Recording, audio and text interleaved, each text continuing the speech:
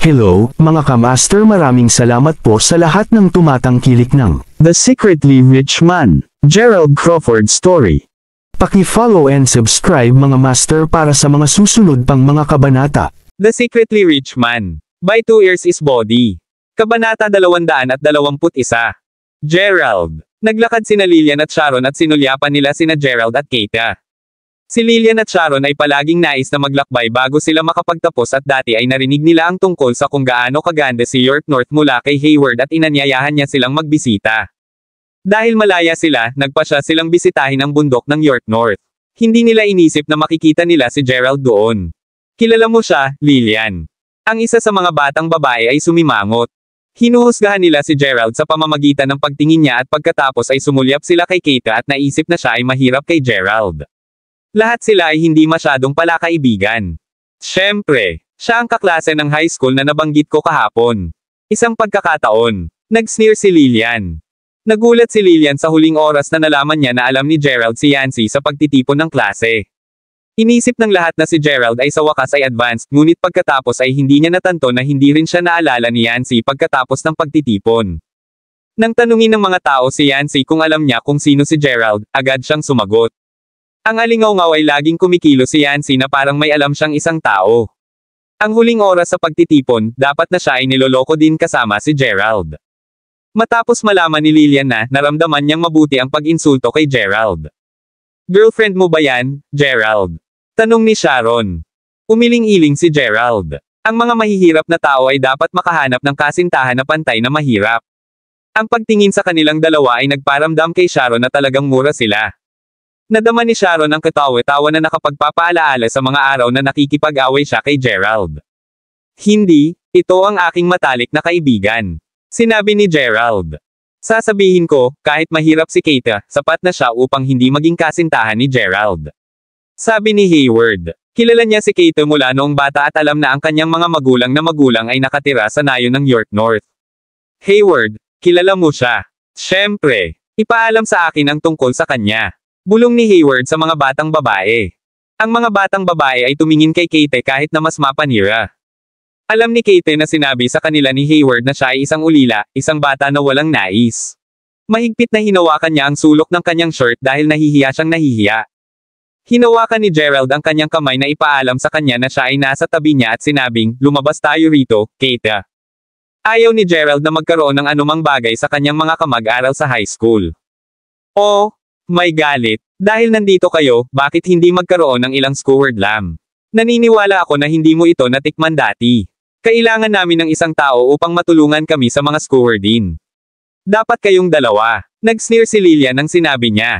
Nakuha lamang ni Lillian ang ideya ng pagkakaroon ng 2 libreng manggagawa na maaaring gumana para sa kanila at ito ay isang basura na hindi magamit ang mga ito. Hindi sila pinansin ni Gerald. Keita, sa palagay mo dapat ka bang umalis? Hindi mo ba naaalala kung sino ang nagligtas ng butil ng iyong kinakapatid? Ginagamot ka namin sa isang pagkain at ang kailangan lang namin ay tulong sa mga scorer. Pinahamak siya ni Hayward. Hindi masyadong nag-usap si Hayward sa huling oras dahil wala siyang katayuan. Nagbago na ang mga bagay ngayon. Ang mga tao ay nagsusumite sa paligid niya mula pa nang mabuo ang nayon. Kabanata 222.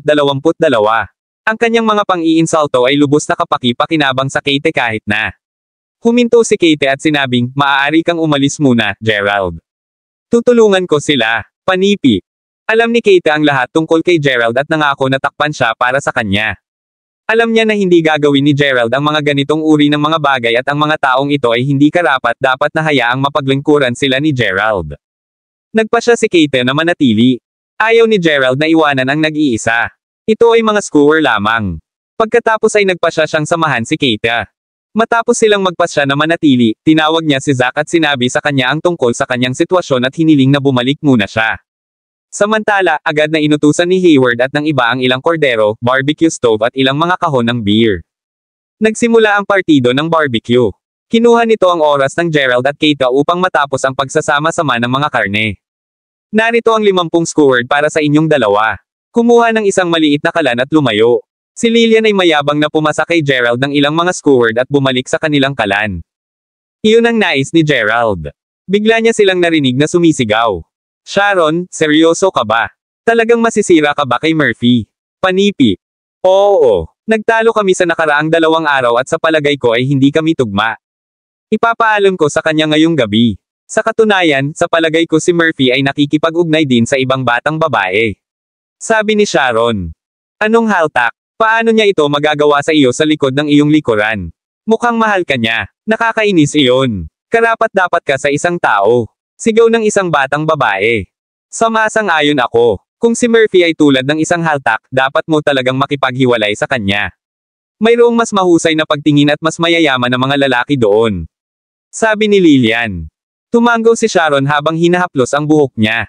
Ang katotohanan ay sinabihan, nagpasya na si Sharon na makipaghiwalay kay Murphy mula pa noong nagtitipon ang klase nang makita niya si Murphy na kumikilos tulad ng isang alipin sa harap ni Yancy. Dati niyang iniisip na hanggat ang tao ay mabuti sa kanya at masipag, hindi niya iniisip ngunit siya ay masyadong walang muwang. Lalo na sa harap ng mga mayayaman, wala ka kung nagtatrabaho ka lang para sa kanila. Si Gerald ay isang napakahusay na halimbawa. Hindi mahalaga kung gaano siya katrabaho, magtatrabaho pa rin siya para sa ibang tao. Dahan-daang nagbabago ang mindset ni Sharon. Si Sharon, bilang isang kaibigan at hindi ito ang unang pagkakataon na nakikita natin ang bawat isa kaya, kailangan kong sabihin sa iyo na dapat kang mas mahusay.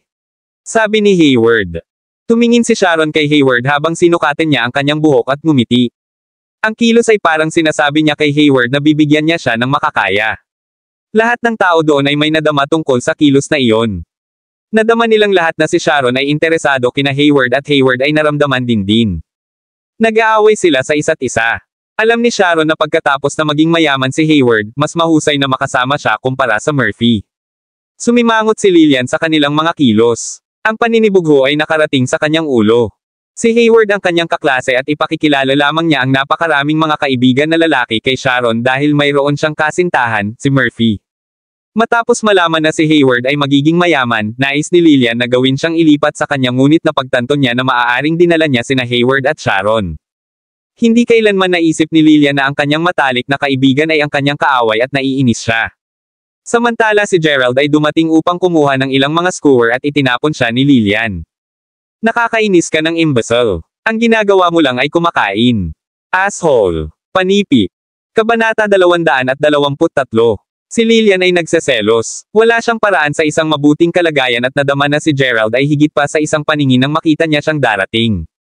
Maaari pa rin niyang mapanatili ang ilang pangunahing anyo ng kagandahang loob sa nakaraan, ngunit sa sandaling nakita siya ni Lillian, sinimulan niya ang pag-iwas sa kanya. Sa madaling sabi, sinabi niya ang maraming masamang bagay sa publiko. Lahat ay dumating, at pagkatapos ng ilang panghihikayat, sa wakas ay pinalamig ng kaunti si Lillian. Gusto talaga ni Gerald na gawin ang isang bagay ngayon. Namatay siya upang bigyan si Lillian ng isang masikip na sampal sa kanyang mukha. Ito ay sapat na masama na siya ay patuloy na kinutya siya. Ngayon, siya ay direktang nakakaganyak at nakatingin sa kanya. Okay. Iyon ay sapat na, Lillian. Bakit nitpick? Kung handa siyang kumain, hayaan mo na lang siyang kumain. Mayroon kang sariling reputasyon na alagaan. Pagkatapos ng lahat, ikaw ay magiging isang guro, at magkakaroon ka ng isang matatag na trabaho na may permanenteng kita. Ngumiti si Hayward. Nang makita niya na personal na dumating si Hayward upang hikayatin siya, sa wakas ay huminahon si Lillian. Bumantong hininga. Ang taong ito ay nagpapasaya sa akin at nabigo. Bagaman ikaw ay mahirap dati, kapatid na si Hayward, hindi bababa sa ikaw ay mayaman ngayon pagkatapos matanggap ang kabayaran. Hindi mo malilimutan at hindi mo ako pinapansin dahil lamang doon, di ba? Tanong ni Lillian habang nakasandal siya kay Hayward. Bakit ko ito gagawin? Hindi mahalaga kung ano ang mangyayari, ikaw, Lillian, ay palaging magiging mabuting kaibigan ko, sagot ni Hayward nang tumawa. Ang mga salitang iyon ay nagparamdam kay Sharon na medyo hindi komportable. Sa katunayan, ang lahat na naruroon ay nakakaramdam ng isang bagay na mali sa kapaligiran ngayong gabi, at malinaw naman, ang isang tawag ng digmaan ay nagbrood sa pagitan nina Lillian at Sharon.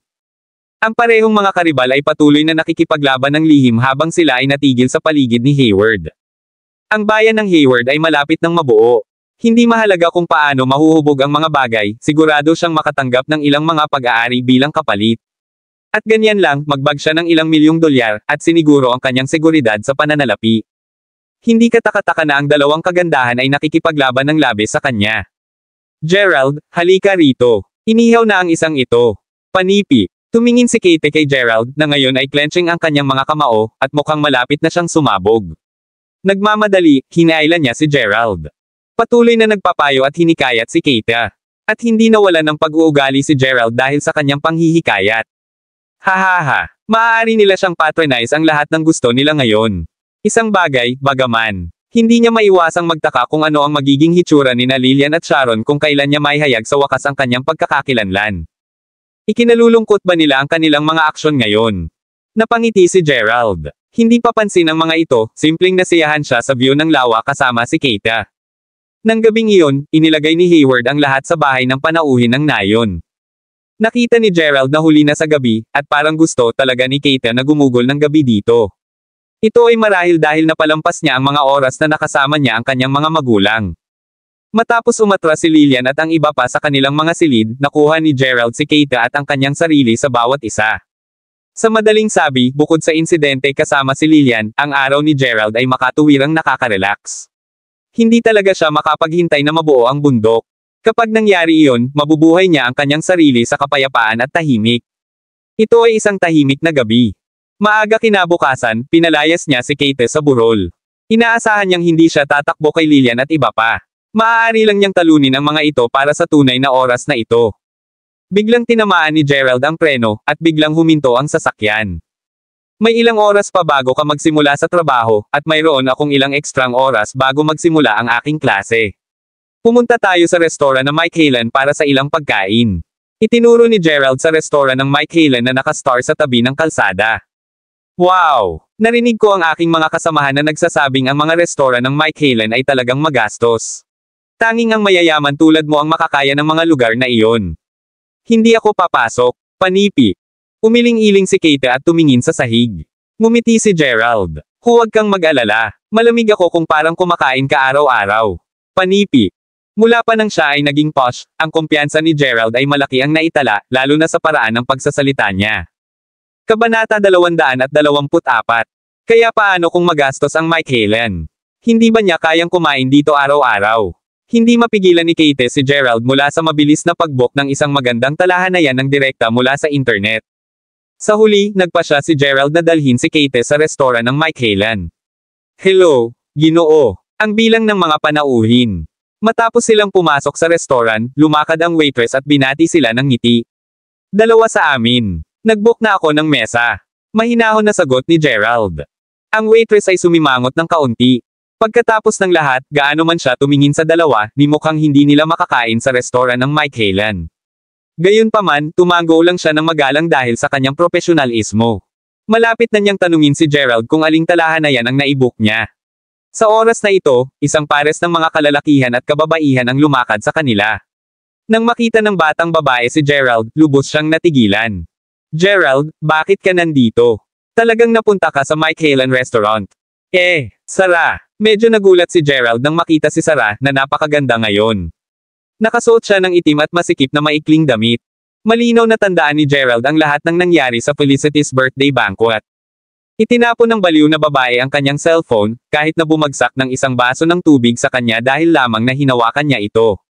Galit siya sa oras na iyon, sineseryoso na isinasaalang-alang na hahanapin si Sarah na maghayganti sa kanyang sarili. Bilang isang resulta, ang baliw ay nag-alis, at wala siyang natagpuan nang sinubukan niyang hanapin ang kanyang Gerald ay napuno ng puot at sama ng loob sa mga nakaraang araw dahil sa bagay na ito.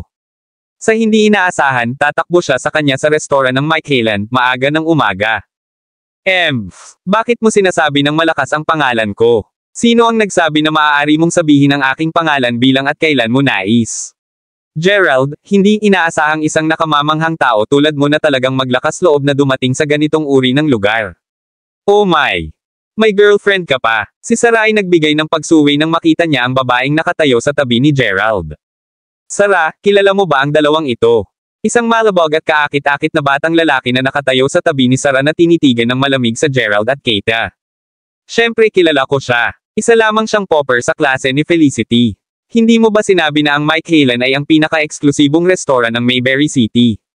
Paano ang mga kagustuhan ng dalawang ito ay magpasok ng isang restoran na tulad nito? Tingnan mo lang kung ano ang isusuot nila. Napahawak ni Sarah ang braso ni Finn habang nagreklamo siya ng walang tiyaga. Una siyang natuwa na nagkaroon siya ng pagkakataon na kumain sa posh at classy na Mike Halen restaurant. Ang mga kababaihan ay likas na walang kabuluhan. Sina Sarah at Finn ay nakaupo sa tabi ng malaking window ng baso, at ang lahat na pumasa ay may malinaw na pagtingin sa kung ano ang nangyayari sa loob. Ang kanilang naiinggit na sulyap ay lubos na nasisiyahan kay Sarah. Isang maikling pagpapakilala ng Finn sa pamamagitan ng paraan. Si Finn ay isang mag-aaral din mula sa Sunnydale University. Bilang isa sa mga mayaman na tagapagmana, agad siyang umibig kay Sarah matapos mapanood ang kanyang live na broadcast. Nagpunta pa siya hanggang sa gantimpalaan siya ng $3,000. Hindi alam sa kanya, unti-unting naging tagahanga siya ni Sarah at pati na rin ang kanyang hindi maliwanag na magkasintahan. Kaya, naruroon sila, tinatamasa ang kanilang pagkain ng magkasama sa isang lugar na maaari nilang pagyamanin. Gayunpaman, hindi inaasahan ni Sarah na tatakbo siya, sa lahat ng mga tao, si Gerald, nang siya ay bumalik mula sa banyo. Lahat ito ay nakakahiya. Hahaha. Huwag kang mag-alala tungkol dito, Sarah. Marahil ay sinabi mo ito ng tama. Ang dalawang ito ay marahil narito upang gumana. Paano nila kayang kainin dito? Si Finn ay nagmamadali na humawak kay Sarah. Tulad ng pag-aalaga ko. Pa rin, ang huling taong nais kong makita sa umaga ay ito, bagay. Ito ay talagang dampens ang aking mga espiritu. Ito ay talagang nagpapabagal sa aking espiritu. Gusto kong ibigay ang salita sa iyong manager, itigil ang pag-upa ng mga waiters na may mababang uri. Kayong mga tao ay dapat magkaroon ng mga kawani na umaangkop sa iyong klase. Kung hindi man, ano ang iba pang mga mayayamang tanga bukod sa amin na kumain dito? Patuloy na kumikilos si Sarah tulad ng isang nasirang brat na nanunuya sa waitress habang nagpunta siya sa isang patronizing rampage. Mahal na lady, hindi ito ang aming mga naghihintay. Marahil sila ay mga panauhin na narito upang kumain. Mabilis niyang sinabi kay Sarah. Nakatitig kay Gerald mula sa itaas hanggang sa ibaba, marahil ay tumunog siya ng isang maliit na condescending mula nang siya ay tumitingin kay Gerald mula pa sa simula. Mapahamak ito. Hindi isang waiter. Nahuli si Sarah. Sa puntong ito, sapat na si Gerald. Malamig siyang nakatitig sa waitress. Sapat na ba ang sinabi mo? Nasaan ang mesa na naibok ko? Magmadali at dalhin mo ako sa mesa ko ngayon. Pumunta ako dito ngayon upang subukan ang iyong pagkain. Panipi. Kabanata 225. Sir, humihingi ako ng paumanhin, ngunit ang aming shop sa pangkalahatan ay nagsisilbi sa mga hindi budget na pagkain. Bakit hindi mo titingnan ito? Ang waitress ay nagsabi ng pasensya. Siyempre, hindi siya magiging bobo upang masaktan ang mga panauhin tulad ni Sarah dahil sa mga ganitong uri ng tao. Ganun ba? Sagot ni Gerald, ngumiti ng mapait. Pagkatapos nito, kinuha niya ang kanyang cellphone bago ipakita ang form ng order para sa talahanayan ng VIP na nakalaan lamang siya online. Nang mapagtonto ng server kung ano ang nakuha niya sa kanyang mga kamay, agad siyang nagtensyon. Ang taong ito ay talagang nakalaan ng isang talahanayan ng VIP. Ang paghahatid ng isang talahanayan ng VIP ay magbabago sa kanyang $300 sa komisyon, hindi sa banggitin ng violinist na espesyal na inuupahan upang i-play para sa mga reserbasyon. Ang pagtingin sa mukha ng waitress ay halos agad na nagbago mula sa pag-aalipusta sa sigasig. Mangyaring, Ginoo. Mangyaring pumasok sa loob. Sa pamamagitan ng isang bahagyang bow, dinala niya si Gerald sa isang lugar na malinaw na nahihiwalay mula sa karaniwang kainan. Pagkatapos nito, ang isang violinist na suit at sapatos na katad ay inilalagay ang kanyang pagdurusa sa kanyang balikat at naglaro para sa mesa ni Gerald. Ang karanasan ay nagulat kay Sarah. Siya ay lubos na pinarangalan na umupo sa tabi ng bintana, ano pa, ito.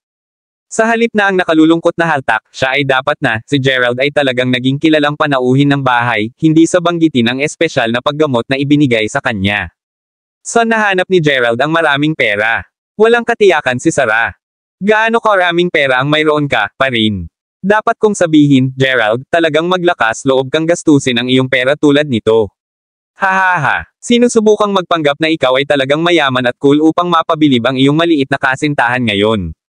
Hindi na patunayan, patuloy na pinaglaruan ni Sarah si Gerald. Si Gerald ay nakabukas lamang ng isang bingi na tainga sa kanyang mga salita. Hindi na talaga siya may istorbo tungkol sa babaeng ito.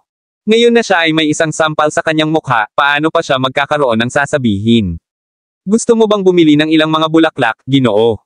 Ang mga ito ay magagandang rosas ng Damasco mula sa Bulgaria. Ang isang maliit na mahal, maaaring sila ay, ngunit ang lahat ay ngunit karapat-dapat sa iyong tangkad. Dapat kang bumili ng isang palumpon para sa iyong kaibig-ibig na magkasintahan dito. Ang isang magandang waitress mula sa isang dayuhang lupain ay nagtulak ng isang cart ng maingat mula sa mesa hanggang sa mesa.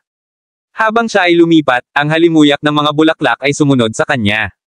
Ang mga hapunan sa paligid ng restoran ay agad na naakit ng kulay at halimuyak ng mga rosas. Ito ay isang Damasco rose, isa sa mga pinakatanyag na rosas sa mundo. Gusto ko laging makatanggap ng isang palumpo ng mga iyon. Finn, maaari mo ba akong bilhin ng isa? Panipi. Kapag ang hindi ka pani-paniwalang romantikong rosas ay nahuli ang kanyang mata, agad na tinalikuran ni Sarah ang kanyang tingin kay Gerald. Parang bewitched siya ng bulaklak, hindi mapigilan na tumitig sa cart. Sige, sige. Bibilhin kita hanggat gusto mo. Inalog ni Finn ang gintong relo sa kanyang palso bago pumili ng isang palumpo ng mga rosas mula sa cart. Sa paligid ng 30 mga tangkay ng mga bulaklak sa bawat palumpon, sila ay lumitaw ng isang labis na mabangong amoy. Magkano ito? Tanong ni Finn. Salamat, Ginoo. Napaka nakikilala mo. Ito ay magiging perpekto para sa iyong magandang kasintahan, sagot ng magandang waitress na may ngiti na kasing matamis ng mga bulaklak na ibinebenta niya. Sige, okay nun. Gaano karami ito? Tanong niya, may kumpiyansa na hinaila ang kanyang pitaka. Nadama ni Finn na nasisiyahan at napuno ng pagmamalaki nang makita niya na halos lahat ng tao sa Mike Halen ay tinitigan siya ng inggit at paggalang.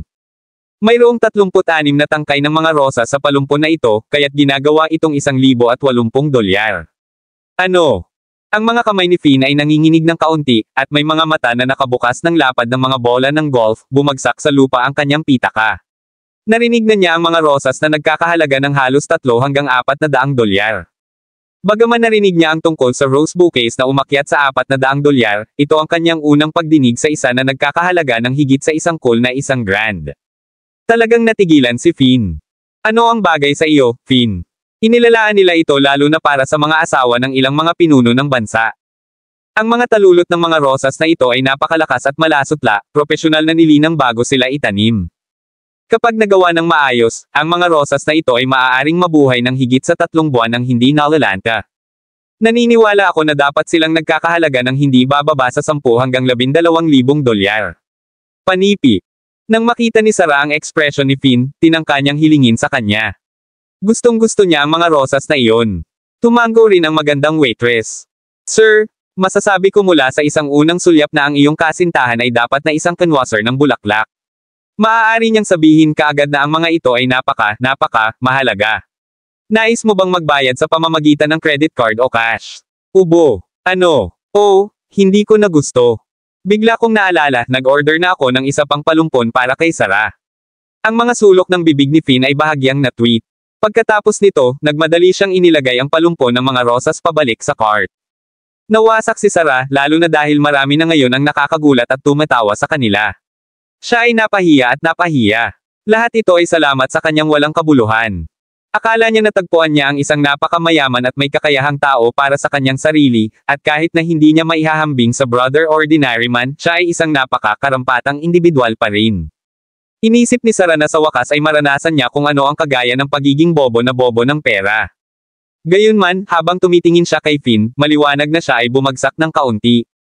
Kabanata 226. Hindi naisip ni Finn na gumastos ng $1,500 hanggang $3,000. Hindi na niya gugugol kahit na gusto niya pa rin, hayaan ang gumastos ng $12,000 para sa isang palumpon. Lumingon siya sa paligid, na desperadong nais na maiwasan ang mga nakakatakot na sulyap ng mga panauhin ng restoran. Sa halip, ang nakita niya ay si Gerald na nakatingin sa kanya. Tila siya ay maligaya na nakikipag-chat sa malayo sa hindi kasiya siyang kasintahan ng kanyang. Nang walang babala, sumabog si Sarah sa isang angkop na galit. Tumayo siya at itinuro ng diretso kay Gerald, na nasa talahanayan ng VIP, bago sumigaw sa kanya sa tuktok ng kanyang baga. Mapahamak ito, Gerald. Ano ang tinatawanan mo? Ang nakalulungkot na talo. Ano ang nakakatawa? Hindi ba siya nagreserba ng isang VIP table para lang kumilos ng rad? Gaano siya katawa sa kanya? Ha? Sino ang nagsabing tumatawa ako sa iyo? Nakatingin lang ako sa mga bulaklak. Bakit? Naaabala ka rin ba nito? Sagot ni Gerald sa galit. Dahil nakita niya na si Kate ay tila magarbong ng mga rosas na iyon, tinanong niya siya kung alin ang gusto niya. Para rito, nakakuha siya ng isang impyerno ng isang reprimand mula kay Sarah. Oh, Diyos. Talagang interesado ka ba sa mga rosas? Ano sa palagay mo ay karapat-dapat ka sa kanila? Sarah sneered. Umiling-iling si Gerald sa kanyang ulo at walang sinabi pagkatapos nito. Sa halip, na-snap niya ang kanyang mga daliri at sinenyasan ang waitress na nagbebenta ng mga bulaklak sa kanya. Nang makita niya na kinakailangan ang kanyang mga serbisyo, ngumiti ang waitress at sabik na itinulak ang cart kay Gerald.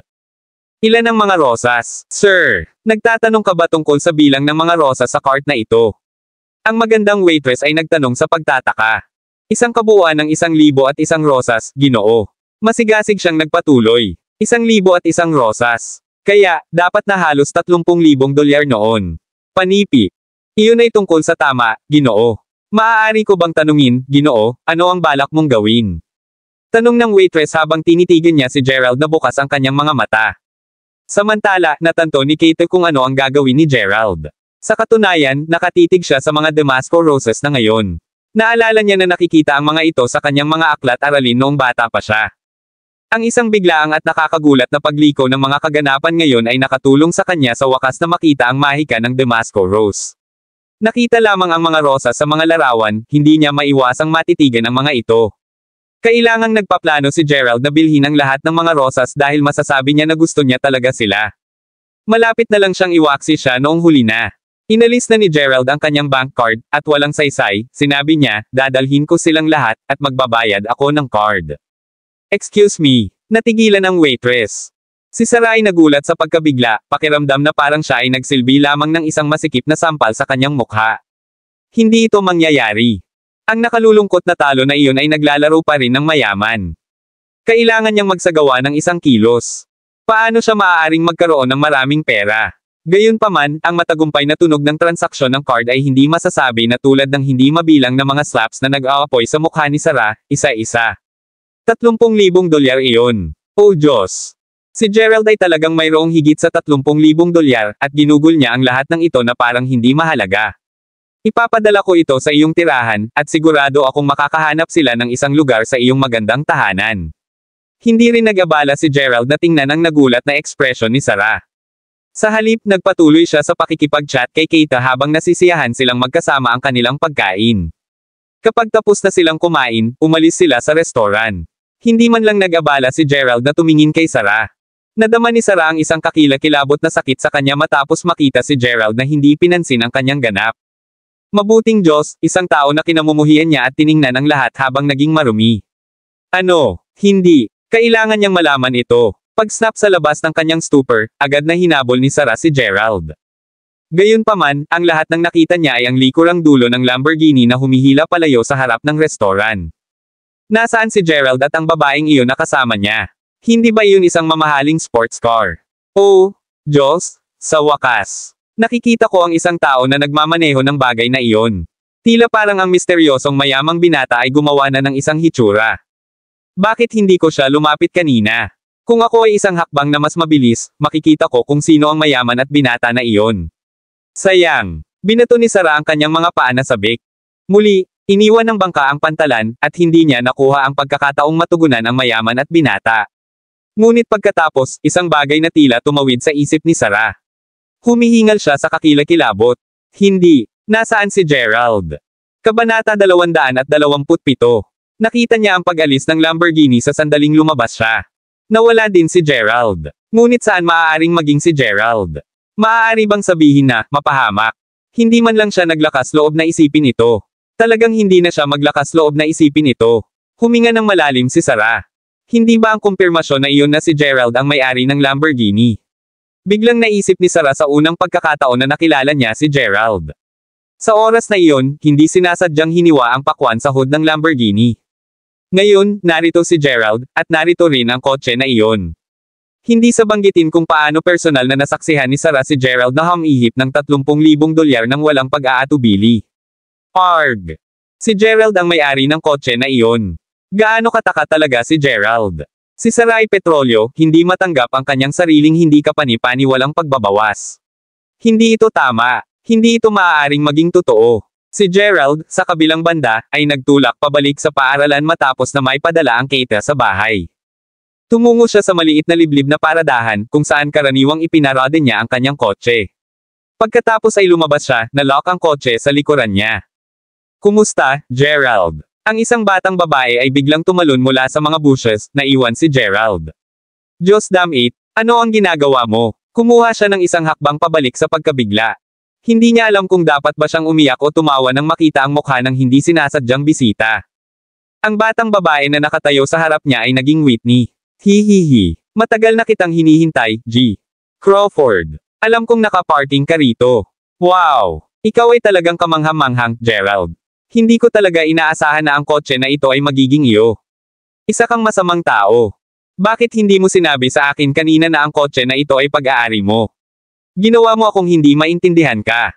Tumakbo si Gerald papunta kay Whitney at ang kanyang pamilya nang siya ay masqueraded bilang kasintahan ni Jane upang salubungin ang kanyang mga magulang. Salamat sa pulong na iyon, natuklasan ni Whitney na si Gerald ang may-ari ng magandang coupe. Walang sino man ang dapat malaman tungkol dito. Pagkatapos bumalik sa bahay, si Whitney ay nagkaroon ng isang walang tulog na gabi, kung saan ang lahat ng maisip niya kapag ipinikit niya ang kanyang mga mata ay si Gerald. Ang mga alaala sa lahat ng nangyari sa pagitan nila ay hindi sinasadya na sumalakay sa kanyang isipan. Ang Gerald ng nakaraan ay naging isang popper na patuloy na binubuli sa kanya. Palagi niyang gagawin ang anumang hiniling niya sa kanya na gawin. Sa kanyang mga mata, kahit na ang isang aso ay nagkakahalaga kaysa kay Gerald. Gayunpaman, walang ideya si Whitney kung ano ang naging mali sa kanya, hindi alam kung kailan nagbago ang kanyang saloobin kay Gerald. Nagtataka pa siya kung mahal niya si Gerald. Hindi makatuwiran na patuloy siyang nangangarap sa kanya. At ngayon, gaano man siya tumingin sa kanya, hindi niya maiwasang pakiramdam na si Gerald ay ganap na nakamamanghang at kaakit-akit. Napakakaakit-akit niya, gusto talaga niyang kagatin siya. Si Whitney ay nag-iisip tungkol sa kanya at namamatay upang makita ang kanyang gwapong Gerald sa lalong madaling panahon, maaga siyang dumating upang maghintay para sa kanya. Gerald, bakit hindi mo sinabi? Malumanay na tinanong ni Whitney. Nararamdaman ni Gerald ang mga goosebumps na umusbong nang makita niya ang hitsura sa mukha ni Whitney.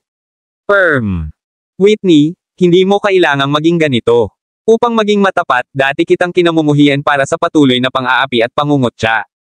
Ngayon na iniisip ko ito, mas gusto ko kung paano mo ako tinatrato. Kaya, itigil ang pagiging ganito, okay? Tumugon si Gerald na may gulp. Napagtanto ko na mayroon kang mga masochistic tendencies, Gerald. Well, kaya, kailangan ko bang mang-iwas at talunin ka tulad ng dati kung maaari kang maging masaya? Comment that si Whitney. Malinaw na, alam ni Gerald kung ano ang tungkol sa wink.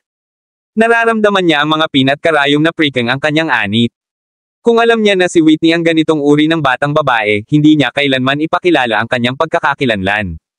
Paano ka maaaring maging interesado sa akin, sis? Interesado ka lamang sa aking pera.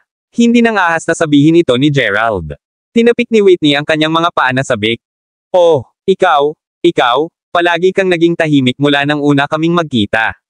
Maaari ka bang maging mas maginoo? Nalulugod kita sa nakaraan, at bibigyan kita ngayon ng isang pagkakataon na parusahan ako. Maaari mo akong parusahan sa kahit anong paraan mo, okay? Lumapit si Whitney kay Gerald, mahigpit na hinawakan ang kanyang mga braso. Marami na siyang iniisip tungkol sa kanya na malapit na siyang mabaliw. Kabanata 228. Siyempre, higit pa sa tinutukoy niyang ubusin ng buo si Gerald. Ang kanyang kasalukuyang pag-uugali ay nagpapahiwatig na napakalakas niyang inilaan upang matugunan ang kanyang mga layunin. Pagkatapos nito, maramdaman ni Gerald ang isang tiyak na pakiramdam ng nagawa kung nakilala niya ang isang tao na nakamamanghang tulad ni Whitney. Ngayon, pagkatapos ng lahat ng kakilakilabot na pang-aapi, nabawasan siya sa pagkawasak sa kanya tulad ng isang aso. Ngayon, hindi makakatulong si Gerald ngunit gulat. Naramdaman niya ang kanyang anit tingling at goosebumps na umusbong sa buong kanya. Hindi alam kung paano magreaksyon, likas na tumakas siya. Gerald, bumalik ka rito. Sigaw ni Whitney habang siya ay tumalon ng sabik. Ngumiti siya sa sarili habang tumakbo si Gerald para sa mahal na buhay. Hehe. Una niyang naisip na kinamumuhian siya ni Gerald hanggang sa pagkagalit nang makita siya. Ngayon, sa halip ay tila si Gerald ay talagang natatakot sa kanya. Maaari lamang itong sabihin na mayroon pa rin siyang isang pagkakataon. Ang mga saloobin ay sumakay sa kanyang isipan. Tumawid si Whitney sa kanyang mga braso, nakatingin sa upuan ng pasahero ng Lamborghini. Isang araw, ako, si Whitney, ay tiyak na mauupo sa tabi ni Gerald habang hinihimok niya ako sa paligid ng paaralan. Samantala, tumakbo na si Gerald sa kanyang silid-aralan. Ito ang mismong kadahilanan na hindi niya nais na walang pag-iingat na ibunyag ang kanyang pagkakakilanlan. Tiyak na hindi ito narcissistic. Alam din ni Gerald na ang materialistikong ginto nagtutulak sa mga gusto ni Whitney o Xavier ay mag-pound sa kanya tulad ng hindi bukas. Magiging sanhi lamang sila ng isang pagkagambala sa kanyang buhay. Hindi alintana kung paano siya mabubuhay pagkatapos nito, buong pusong nagnanais ni Gerald na makumplito muna ang kanyang pag-aaral. Matapos bumalik sa kanyang silid-aralan, nakita ni Gerald ang kanyang mga coursemates na mayroong isang sabik na talakayan sa kanilang sarili. Halos mailabas niya kung ano ang masigasig nila. Dapat silang lahat ay pinag-uusapan ang tungkol kay Silas, isang tao na kamakailan lamang ay lumipat sa kanilang unibersidad. Ang paksa ay tungkol sa kanyang kadakilaan, at ang malaking bilang ng mga batang babae na nagkumpisal ng kanilang pagmamahal sa kanya kahit na siya ay lumipat na. Sa madaling sabi, ang lahat ay tila napakakaakit-akit. Gerald, narito ka. Halika, kailangan mong pakinggan ang bagay na ito tungkol kay Silas. Pagkatapos nito, mas mahusay mong bigyan kami ng magandang paliwanag kung bakit hindi mo sinabi sa amin, sa iyong mga kapatid, na nakakasama mo si Alice.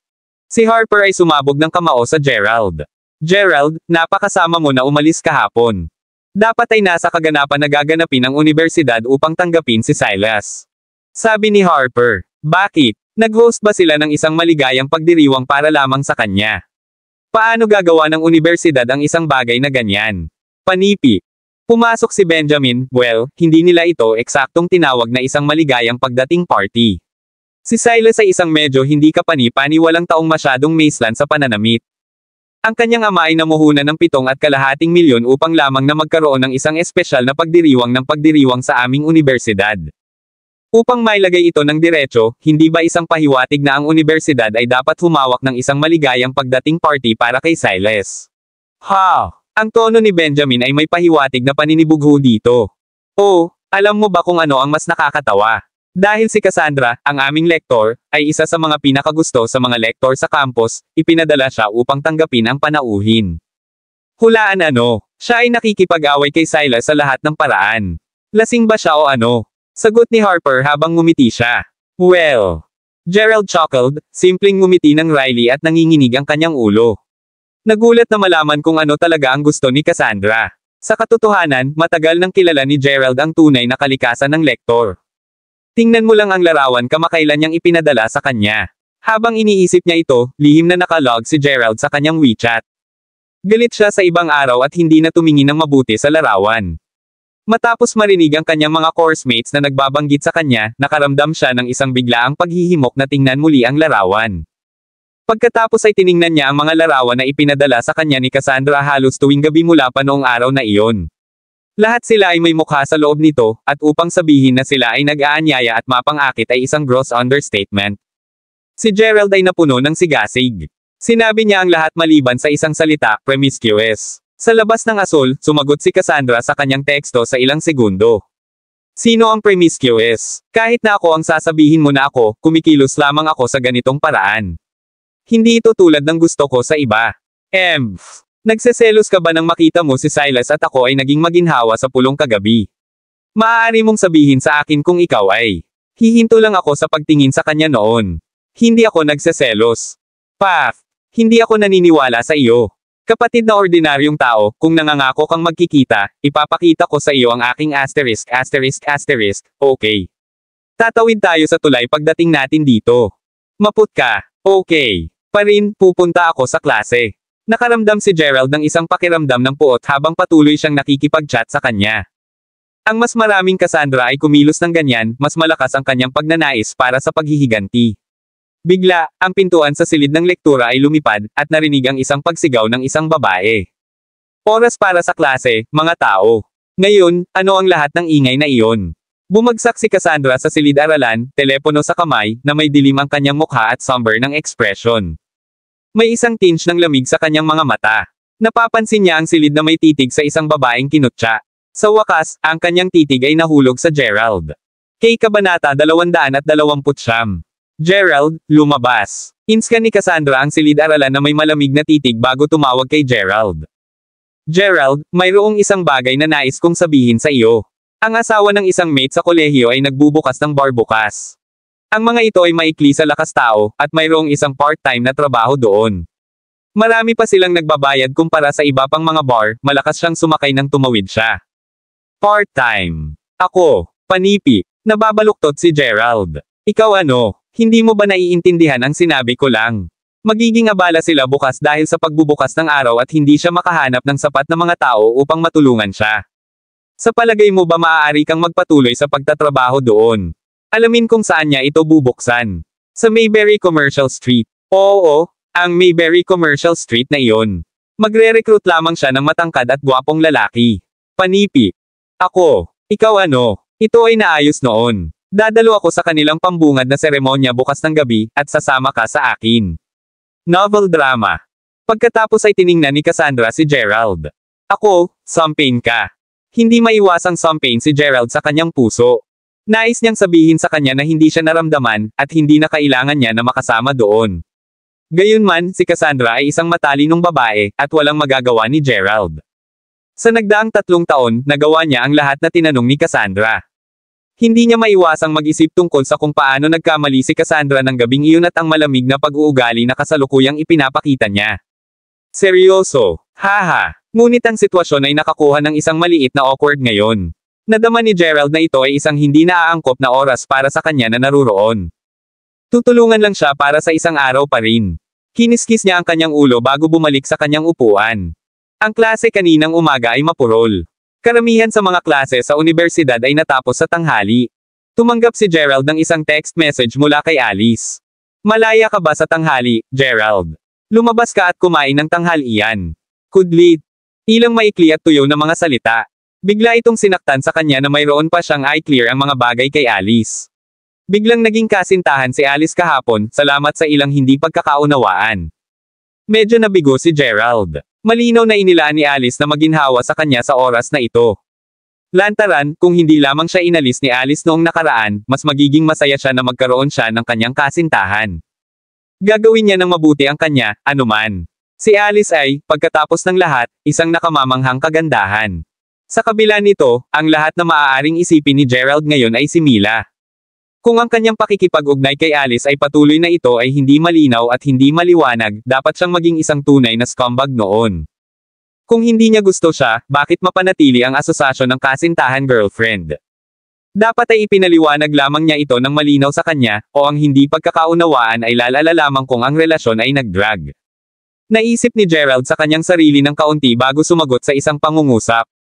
Alice, magkita tayo sa parke pagkatapos ng klase. Halika na. Kailangan kong linawin ang isang bagay sa iyo. Kudlit. Mabilis na tumugon si Alice sa isang, okay. Pagkatapos ng klase, tumungo si Gerald sa maliit na parke kung saan hinihintay na siya ni Alice. Maaari niyang sabihin na nagbihis na siya ngayon. Nang makita siya, parang natigilan siya. Gerald, narito ka, panipi. Binati ni Alice si Gerald ng isang matamis at kaakit-akit na ngiti. Ang mga komplikadong damdamin ay tumakbo sa kanyang puso nang makita siya. Noong nakaraan, lagi niyang hinahamak si Gerald na nakatingin sa kanya. Ngayon, bigla niyang naramdaman na si Gerald ay, sa katunayan, napakagwapo at ang kanyang pag-uugali ay partikular na kaakit-akit. Hindi niya alam kung bakit ganito ang naramdaman niya. Nais kong bilhin mo ako ng hapunan kagabi, ngunit nagdala ka ng isang saloobin. Ano ang ibig sabihin nito? Tanong ni Alice habang naglalakad papunta kay Gerald. Ang halimuyak ni Alice ay kumala sa ilong ni Gerald. Sa amoy, nakaramdam siya ng mapangarapan. Ang Diyosa na maaari lamang niyang mangarap nang bumalik noon ay nakatayo mismo dito sa harap niya. Hehe. Ito ay talagang naramdaman tulad ng ilang uri ng soap opera. Gayunpaman, kung ito ay isang drama o hindi, inilaan ni Gerald na sabihin sa kanya ang katotohanan. Kabanata 230. Gerald Crawford, ang lihim na nobelang mayaman, hindi nakikita o pinakamahirap, Kabanata 230, dahil hindi ko na nais na maging sa relasyon na ito. Blurted Gerald nang hindi pinipigilan. Ano ang sinabi mo? Alice, nagkaroon ng malaking hindi pagkakaunawaan. Hindi ako pumunta doon upang ituloy ka. Doon, sinabi ko na ito. Nagpunta ako doon sa araw na iyon na nais kong tanungin si Mila, isa sa iyong mga course mates sa iyong kagawaran, para sa hapunan. Gayunpaman, sa sandaling pumasok ako, ang mga batang babae mula sa iyong kagawaran ay nagsimulang nakapaligid sa akin. Akala nila nandoon ako upang ipagtapat ang aking pagmamahal sa iyo. Pagkatapos nito, inalis ni Gerald ang lahat ng bagay na pinipigilan niya sa kanyang puso. Sinimulan ni Alice ang paghinga ng husto. Ang bawat salita na sinabi ni Gerald ay parang isang matalim na tinak na marahas na tumusok sa kanyang puso. Naramdaman niya ang kanyang malambot na katawan nanginginig. Kung gayon, lumitaw ako, at nagkakamali ako na nandoon ka upang aminin ako. Bukod dito, ipinangako ko rin na maging kasintahan mo, di ba? Sumagot si Alice na may malalim na pagsimangot sa kanyang kilay. Oo, hindi ko maipaliwanag ang sitwasyon doon at pagkatapos, isinasaalang-alang ang sitwasyon. Ang mga kahihinatnan ay maaaring maging nakakahiya para sa iyo na magdala. Naiintindihan ko ang lahat ngayon. Ito ay lumiliko na ako, Alice, ay walang iba kundi isang tanga. Naglaro ako tulad ng isang pagdadalamati. Malamig na sagot ni Alice. Siya ay desperadong sinusubukan na lumapit sa kanya, ngunit nasample siya bago pa niya magawa ito sa pagtatapos ng araw. Parang biro si Alice.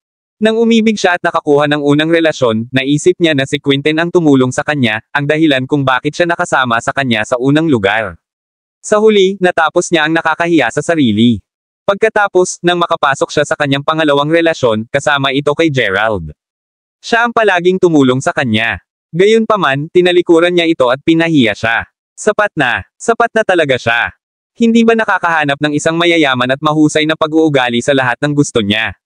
Ito ay ang lahat ngunit isang simpleng bagay, kaya bakit napakahirap para sa kanya na makamit? Slap! Sinampal ni Alice si Gerald na mahirap sa pagkabigo at galit. Ikaw ay isang asshole, Gerald. Ang mayroon ka lang ay isang maliit na pera. Sa palagay mo isa akong mamak na ganyan. Maghintay ka lang. Isang araw, ako, si Alice, ay tiyak na mahahanap ang aking sarili na isang maruming mayamang kasintahan. Gagawin kong ikinalulungkot mo ang iyong mga aksyon ngayon. Ang mas naisip niya tungkol dito, ang galit na siya ay naging. Matapos isampal si Gerald, sinulyapan siya ni Alice ng puot at sama ng loob sa kanyang mga mata bago lumingon at umalis. Hindi gaanong hinawakan ni Gerald ang kanyang mukha. Ito ay pagkatapos na ang mga sulok ng kanyang bibig ay tumalikod habang siya ay ngumiti ng mapait. Well, hindi ko dapat sabihin ito, ngunit paano maaaring maging mas mayaman ang sinuman kaysa sa akin sa buong mundo? Ahem. Gayunpaman, nalutas ang bagay na ito, at ginawang malinaw ang lahat sa araw. Si Gerald, ay natutuwa din at naaliw na hindi rin niya naputol ang isang sugat kay Alice. Kaya maging pagkatapos, naupo si Gerald sa maliit na parke, nakakaramdam ng isang bihirang pakiramdam ng malalim na katahimikan habang hinahangaan niya ang magandang tanawin ng lawa. Biglang tumunog ang kanyang telepono. Medyo nagulat si Gerald nang makita niya ang numero sa tumatawag na ID. Ito ay naging Mila. Sinira ni Mila ang lahat ng ugnayan kay Gerald kahapon, at hindi na niya ito nakipag-ugnay sa kanya mula pa noon. Sinagot niya ang tawag ng madali, sa isang kakaibang tunog na si Mila. Gerald, pasensya na abalahin ka. Ito ba ay isang magandang panahon upang makipag-usap? Mayroong kailangan kong sabihin sa iyo. Napangiti si Gerald. Siyempre, ito ay isang magandang panahon. Wala akong kasintahan, pagkatapos ng lahat. Hahaha, gumawa ka ng isang nakamamanghang pagtatapat kahapon, Gerald. Naisip mo talaga na hindi ko ito makikita. Panipi. Mabilis na naintindihan ni Gerald ang kahulugan sa likod ng mga salita ni Mila. Sinimulan niyang lubusang ipaliwanag ang lahat ng naganap sa pagitan niya at ni Alice kay Mila. Matapos marinig ang paliwanag ni Gerald, simpleng sumagot si Mila ng may isang salita. Hindi rin niya sinabi kung naniniwala siya sa kanya o hindi. Bakit mo nais na makilala? Tanong ni Gerald. Kailangan ko bang magkaroon ng isang dahilan upang hanapin ka? Retort Mila, inis. Hindi, ngunit nagtatanong lang ako dahil sinabi mo sa akin na may sasabihin ka. Ano ito? Kalimutan mo na. Wala na. Beep, beep, beep. Biglang nag-hang up si Mila. Naramdaman ni Gerald na parang siya ay mabaliw, nakakaramdam ng labis na pagkabalisa at hindi mapakali. Ang mga batang babae ay matigas na hawakan, upang sabihin ang hindi bababasa. Ang mga batang babae ay mas masahol pa. Hindi niya maiintindihan o malaman kung ano ang nangyari sa isip ng isang batang babae. Arg! Kalimutan mo na. Mas mahusay siyang hanapin muli si Mila. Kabanata 231. Gerald Crawford, ang lihim na nobelang mayaman, hindi nakikita o pinakamahirap, Kabanata 231, O aking Diyos. Mila, tingnan mo. Narito ang scumbag na iyon. Panipi. Hindi ba siya kasama ni Alice? Ano ang ginagawa niya sa labas ng aming klase? Panipi. Paf. Sa palagay mo ba ay interesado ulit ang nakamamanghang jerk na ito sa aming Mila? Oh my God. Hindi ko talaga maintindihan kung ano ang nangyayari sa isip ni Alice. Bakit siya sasangayon na lumabas kasama ang isang nakakalungkot na haltak? Panipi. Naghihintay si Gerald sa labas ng silid-aralan ni Mila. Ang isang pangkat ng kanyang mga kamag-aral ay agad na pinaglaruan siya. Gayunpaman, si Gerald ay na-immune na sa lahat ng ito, hiniling lamang kay Mila na maglakad kasama siya. Medyo nagulat si Mila na darating si Gerald dito upang hanapin siya. Naghihintay siya kay Gerald na tawagan siya, ngunit naging labis siyang nabigo matapos na hindi niya ginawa. Sa makatuwid, diretso siyang dumating sa klase. Pumayag kaagad si Mila sa kanyang kahilingan. Ito ay dahil nagtiwala siya kay Gerald ngayon. Sa katunayan, pinagsisihan ito ni Mila sa sandaling sinampal niya si Gerald sa ibang araw. Malalim sa loob, alam niya na hindi siya ganoong uri ng tao. Sa sandaling ipinaliwanag niya ang mga bagay kahapon, naniniwala siya sa sinabi niya. Nagulat ang lahat ng maglakad ang dalawa sa silid-aralan at lumabas ng campus. Gerald, hindi ko ba sinabi sa iyo na ang aking panganay na pinsan ay bumalik lamang sa bansa? Siya ay abala sa pakikitungo sa kanyang negosyo, ngunit ang kanyang schedule ay napalaya kamakailan. Palagi kang nais na makilala ka. Panipi. Nais kong tretuhin mo ang aking panganay na pinsan na kapatid sa hapunan, sagot ni Mila.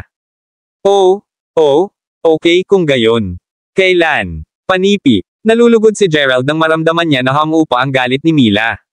Pumayag kaagad siya. Wala kang mga klase sa hapon, di ba? Bakit hindi tayo magkakasama sa tanghalian? Ang aking panganay na pinsan ay magiging abala muli sa loob ng ilang araw. Babalik siya sa bansa ng pagkatapos niyang makumplito ang kanyang trabaho. Panipi. Sige na. At sa gayon ito ay naayos. Nagsimulang maghanap si Gerald ng isang lugar na makakain. Ayaw niyang magtungo sa Mayberry Commercial Street dahil napakaraming pamilyar na mga mukha ang naruroon. Bukod sa, ito ay medyo masyadong posh. Matapos talakayin ang bagay na ito, nagpasya si Gerald sa isang lugar na tinatawag na Little Bamboo House.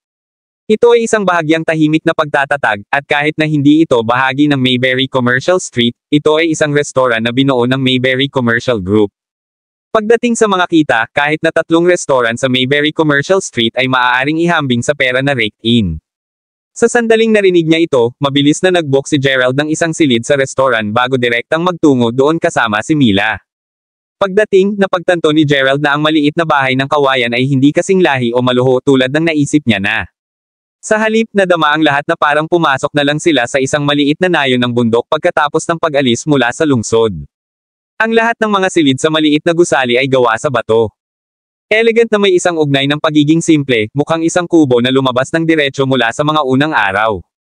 Dito, Sister Cara, sa ganitong paraan. Panipi. Matapos ang isang paghihintay na tumagal ng mas mababa sa kalahating oras, isang maganda at nakaistilong bihis na batang babae ay lumakad sa restoran. Naghihintay sina Gerald at Mila sa labas, kung saan binati siya ni Mila sa tuwa. Oh, Mila. Sino ang pumili ng lugar na ito? Bakit ang restoran na ito? Mukha talagang lipes na. Panipi. Ang magandang babae na nagngangalang Cara ay lumakad sa kanila. Nakasuot siya ng isang naiinis na pagtingin sa kanyang mukha habang tinanggal ang kanyang salaming pang-araw. Kumusta, pinsan na si Cara? Ako si Gerald. Ako ang nagpasya sa restoran na ito, sagot ni Gerald na may kaunting ngiti. Si Cara ay halos kapareho kay Rita. Ang dalawa ay pambihirang napakarilag, at kasama ang kanilang pambihirang kagandahan ay naging pambihirang mga inaasahan. Inaasahan ni Gerald na magreklamo siya tungkol sa restoran sa sandaling dumating siya. Haha, si Rita, ang kanyang kapatid na babae, ay katulad din nito. Si Cara ay hindi bababa sa magalang, at nagsimula siyang magsalita sa sandaling lumakad siya sa silid. Oh, kaya ikaw si Gerald. Palagi kitang nais na makilala ka. Narinig ko ang aking dalawang nakababatang kapatid na babae na nagsasabi kung gaano ka na-load, at bumili ka pa ng isang Lamborghini pagkatapos ng paghagupit sa jackpot. Kaya bakit mo ako dinala sa ganitong uri ng lugar noon? Panipi. Itinaas pa niya ang kanyang kamay at tinakpan ng bahagya ang kanyang ilong. Ito ay malinis dito, kaya paano maaaring magkaroon ng anumang baho? Dumiretso si Cara sa punto. Bakit hindi mo sasabihin sa akin kung magkano ang pera na naiwan mo mula sa mga panalo sa loterya? Tanong niya. Medyo ngumiti si Gerald. Hindi gaanong. Ginugol ko na ang karamihan dito. Panipi. Kaya't nahulaan ko ito ng tama. Mayroon kang karaniwang pag-iisip ng Novorish. Dapat itong maging maayos para sa mga maaaring panatilihin ang kanilang kayamanan, ngunit naniniwala ako na maaaring labis mong gawin ito isinasaalang-alang ang kotse na binili mo lang. Sagot ni Cara habang nanginginig siya ng dahan-dahan. Tumango lamang si Gerald bilang tugon. Tila hindi rin nabanggit ni Mila o Rita ang anumang bagay tungkol sa kanyang pagkakakilanlan sa kanilang kapatid. Ang dalawa ay tila itinago ang kanyang lihim na ligtas. Kaya, Gerald, ano ang iyong mga plano para sa hinaharap? Tanong muli ni Kara. Maaari lamang pamahalaan ni Gerald ang isang mad-ulash na tugon kapag nag-post ng ganoong katanungan. Hindi ko pa ito naiisip. Kabanata 232. Si Kara ay nanginginig sa kanyang ulo sa pagkabigo.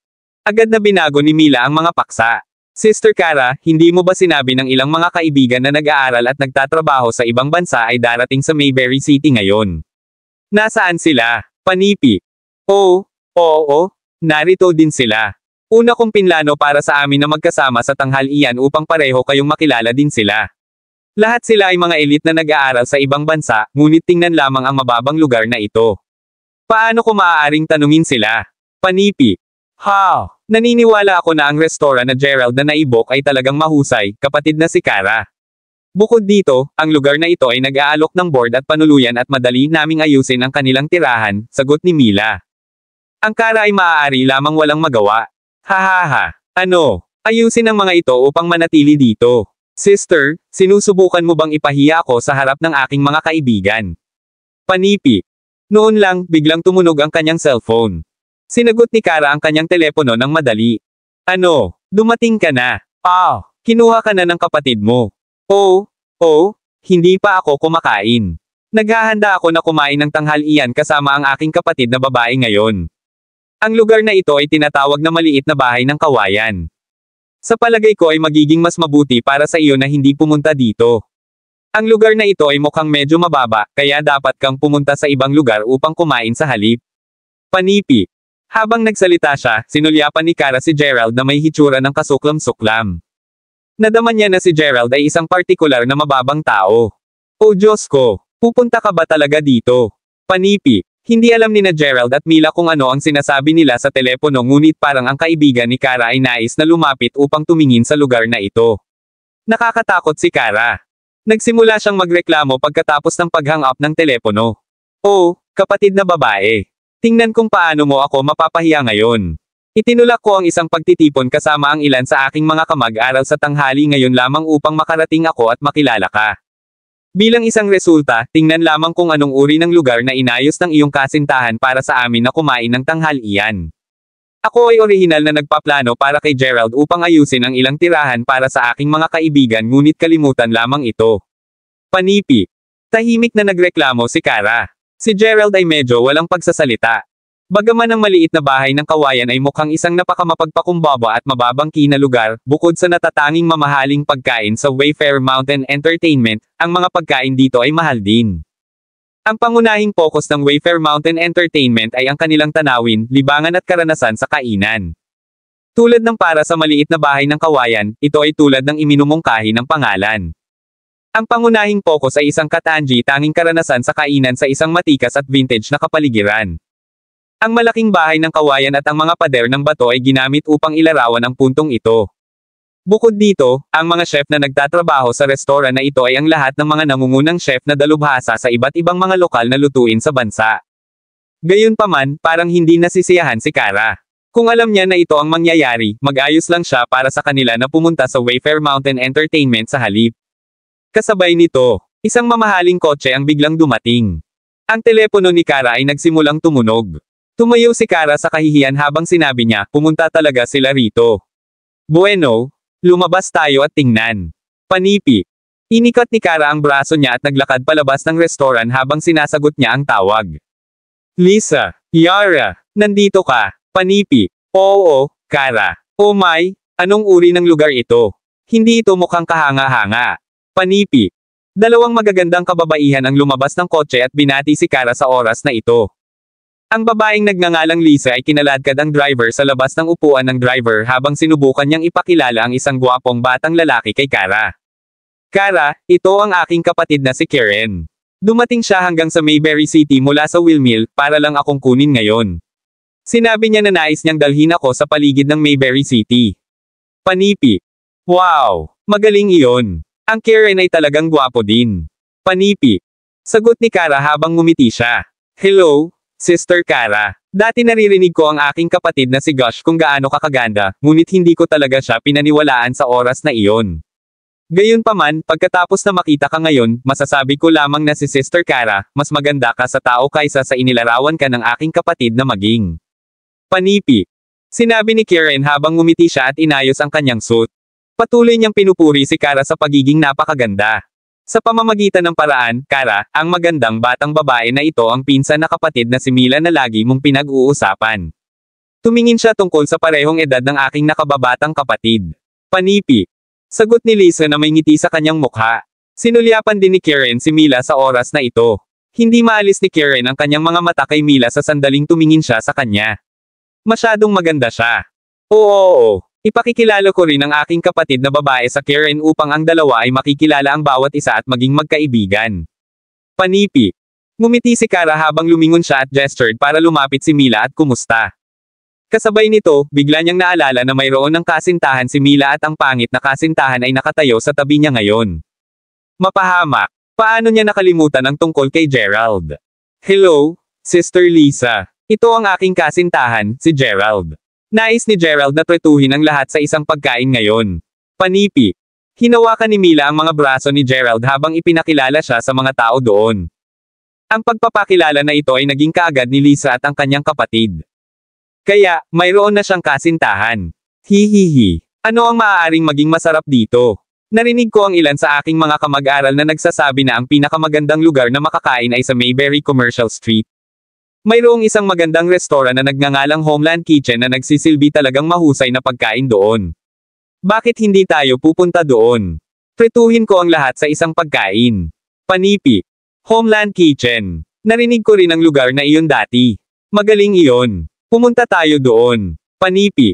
Malinaw na walang pagtutol si Kara tungkol sa pagbabago ng lokasyon. Ang Homeland Kusina ay mas mahusay kumpara sa lugar na ito. Gayunpaman, walang magawa si Gerald dahil lahat sila ay hindi interesado sa restoran na ito. Dahil lahat sila ay handa na pumunta doon, ang magagawa niya ay sundin. Kabanata 233. Gerald at ang pangkat ng mga tao ay nagtungo patungo sa Homeland Kusina. Ang Lamborghini ni Gerald ay talagang nagulat sa lahat sa una.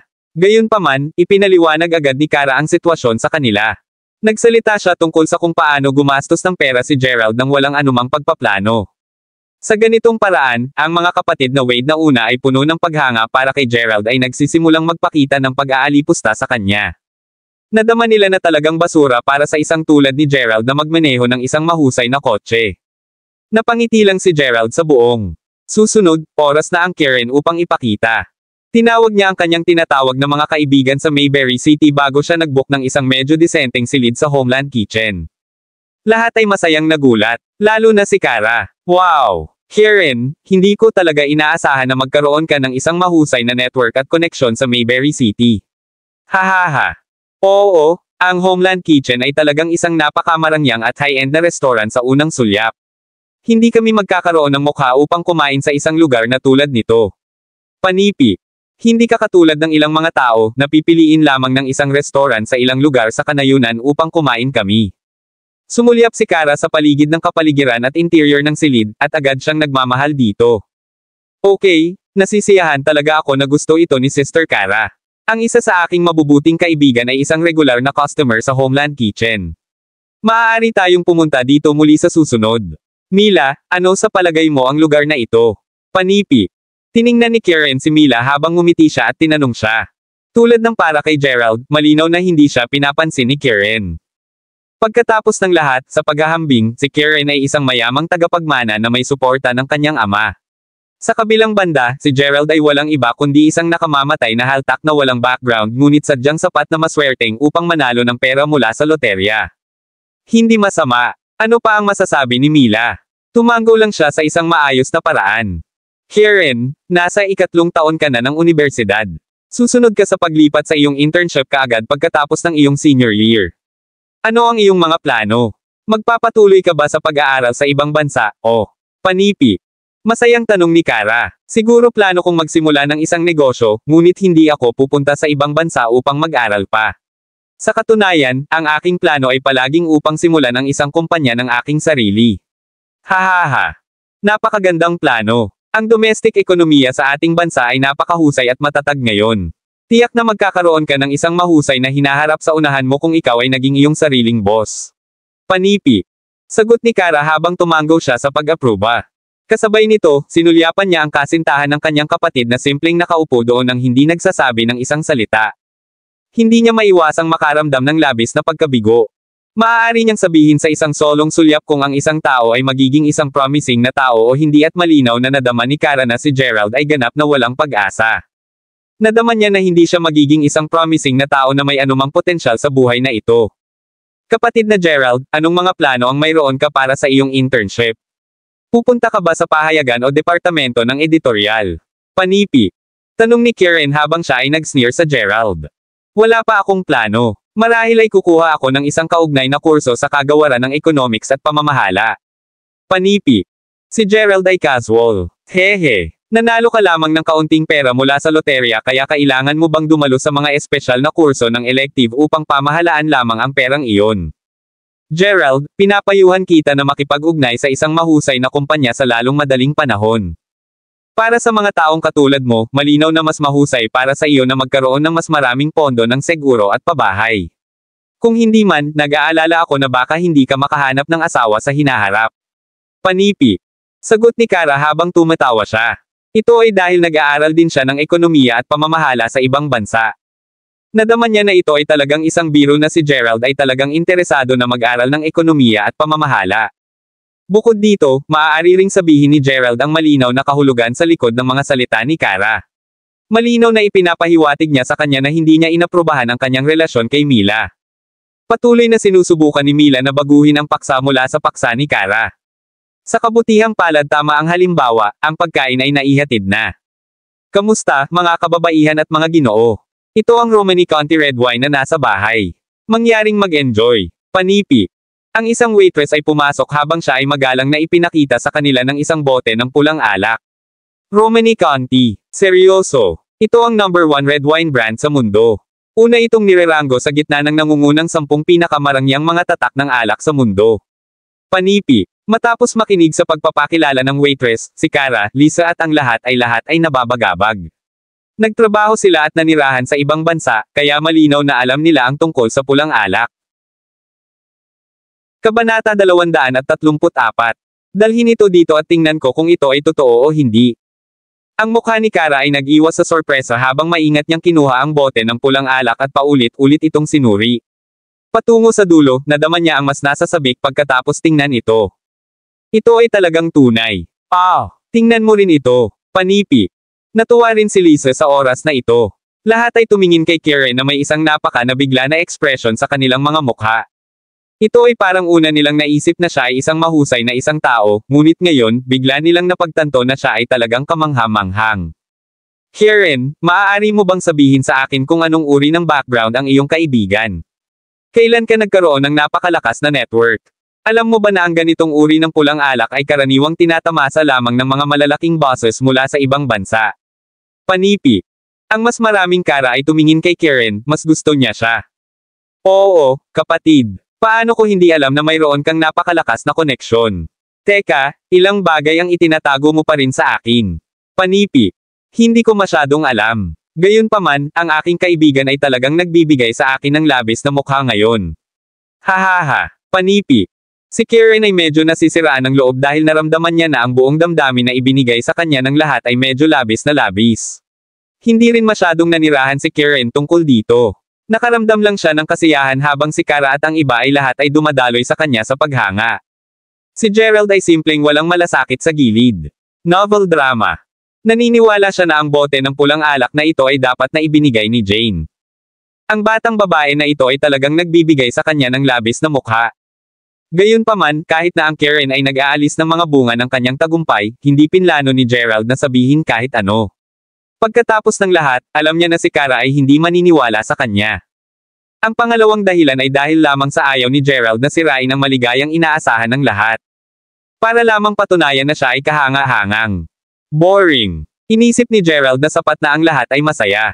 Ang pagkain ay dumaan tulad nito. Sa buong pagkain, sinimulan ni Kara na si Gerald ay nakakakuha ng higit pa sa isang mata sa kanya. At kasama nito, hindi lang niya mapigilan ang paghahambing kay Gerald kay Karen. Matapos silang magawa sa pagkain, lahat ay bumaba sa hagdan. Kasabay nito, nagpunta si Karen sa harap ng desk upang bayaran ang bayarin. Sir, Mayroon kang 30% na diskwento para sa pagkain na ito. Ano? Lahat ay nagulat muli nang sabihin ito ng cashier sa front desk. Mapahamak ito. Karen, kamangha-mangha ka talaga. Maaari ka ring makakuha ng 30% na diskwento. Ito ay simpleng hindi ka panipaniwala. Panipi. Kara exclaimed in surprise again. Hihihi. Ito ay isang maliit na bagay lamang. Sister Kara, Mila, bakit hindi tayo lalabas at mas masaya na magkasama? Pagkatapos nito, maaari kaming mag-ayos para sa isang lugar para magpahinga ang aking kapatid sa ibang pagkakataon. Panipi. Okay. Upang maging matapat, dati akong naglalaro at lumibot sa Mayberry City nang mas bata ako. Gayunpaman, pagkatapos ng pagpunta sa ibang bansa, hindi ako masyadong bumalik. Ngunit maaari kong hilingin sa aking kapatid na humingi ng leave mula sa paaralan mamaya sa hapon. Pagkatapos nito, lahat tayo ay maaaring magkasama at magsaya.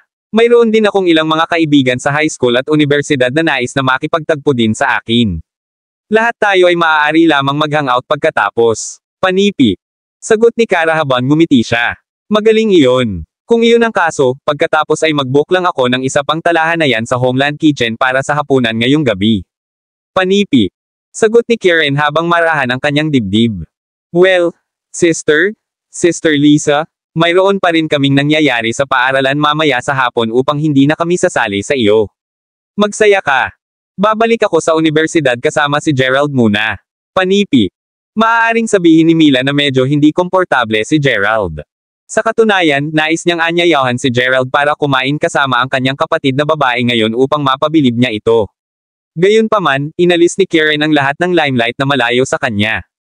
Naunawaan din ni Mila na hindi lamang maihayag ni Gerald ang kanyang sariling pagkakakilanlan.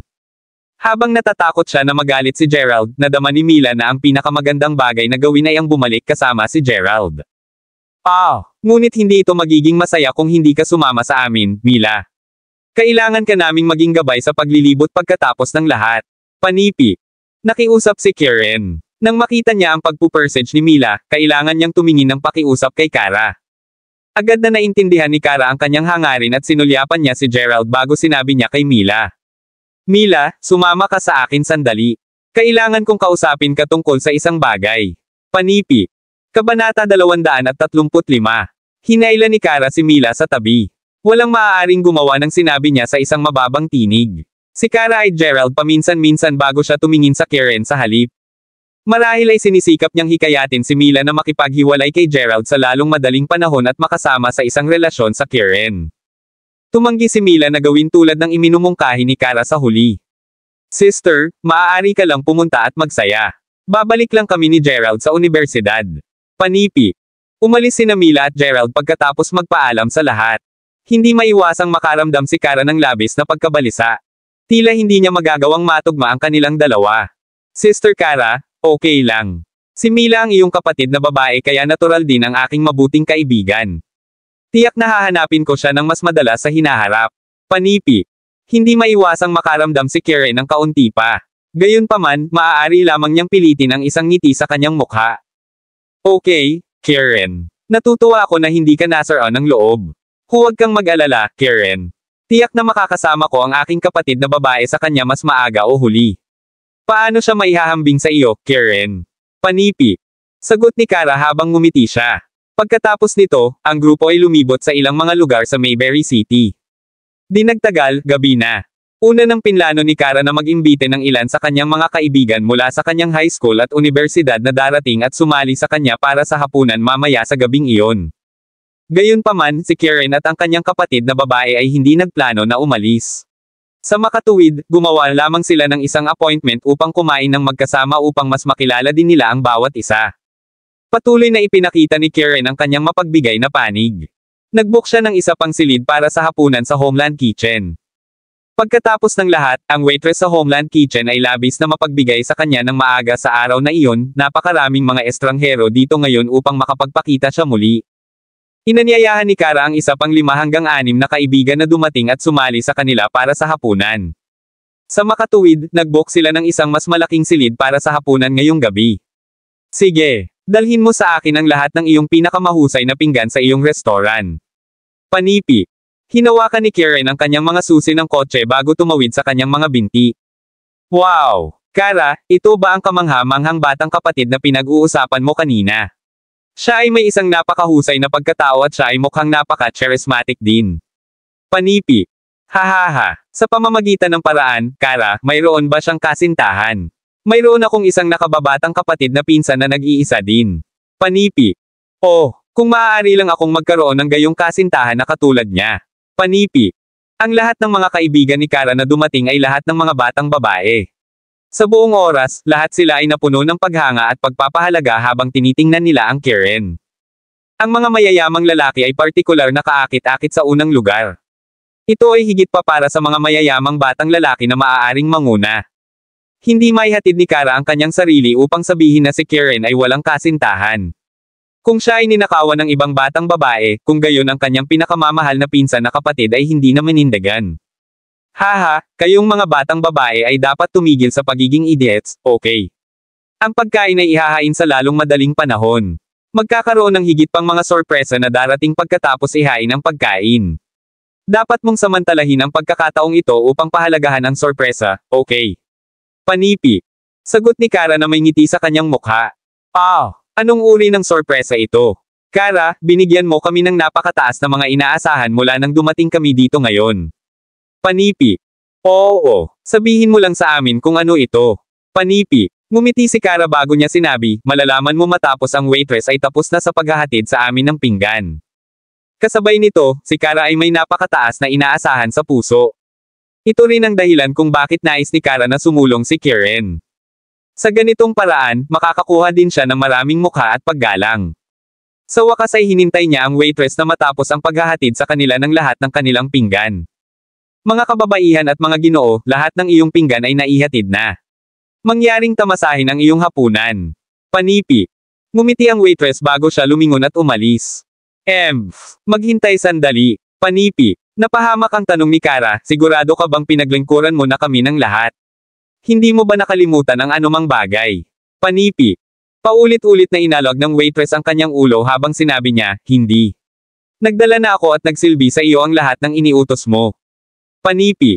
Slam. Kaagad, sinampal ni Kara ang kanyang mga kamay ng mabigat sa mesa. Bulag ka ba? Hindi mo ba alam kung sino ang bumibili ng hapunan na ito ngayon? Ito ay G. Wade. Hindi mo ba nakikita na wala pa kaming inumin sa aming mesa? Panipi.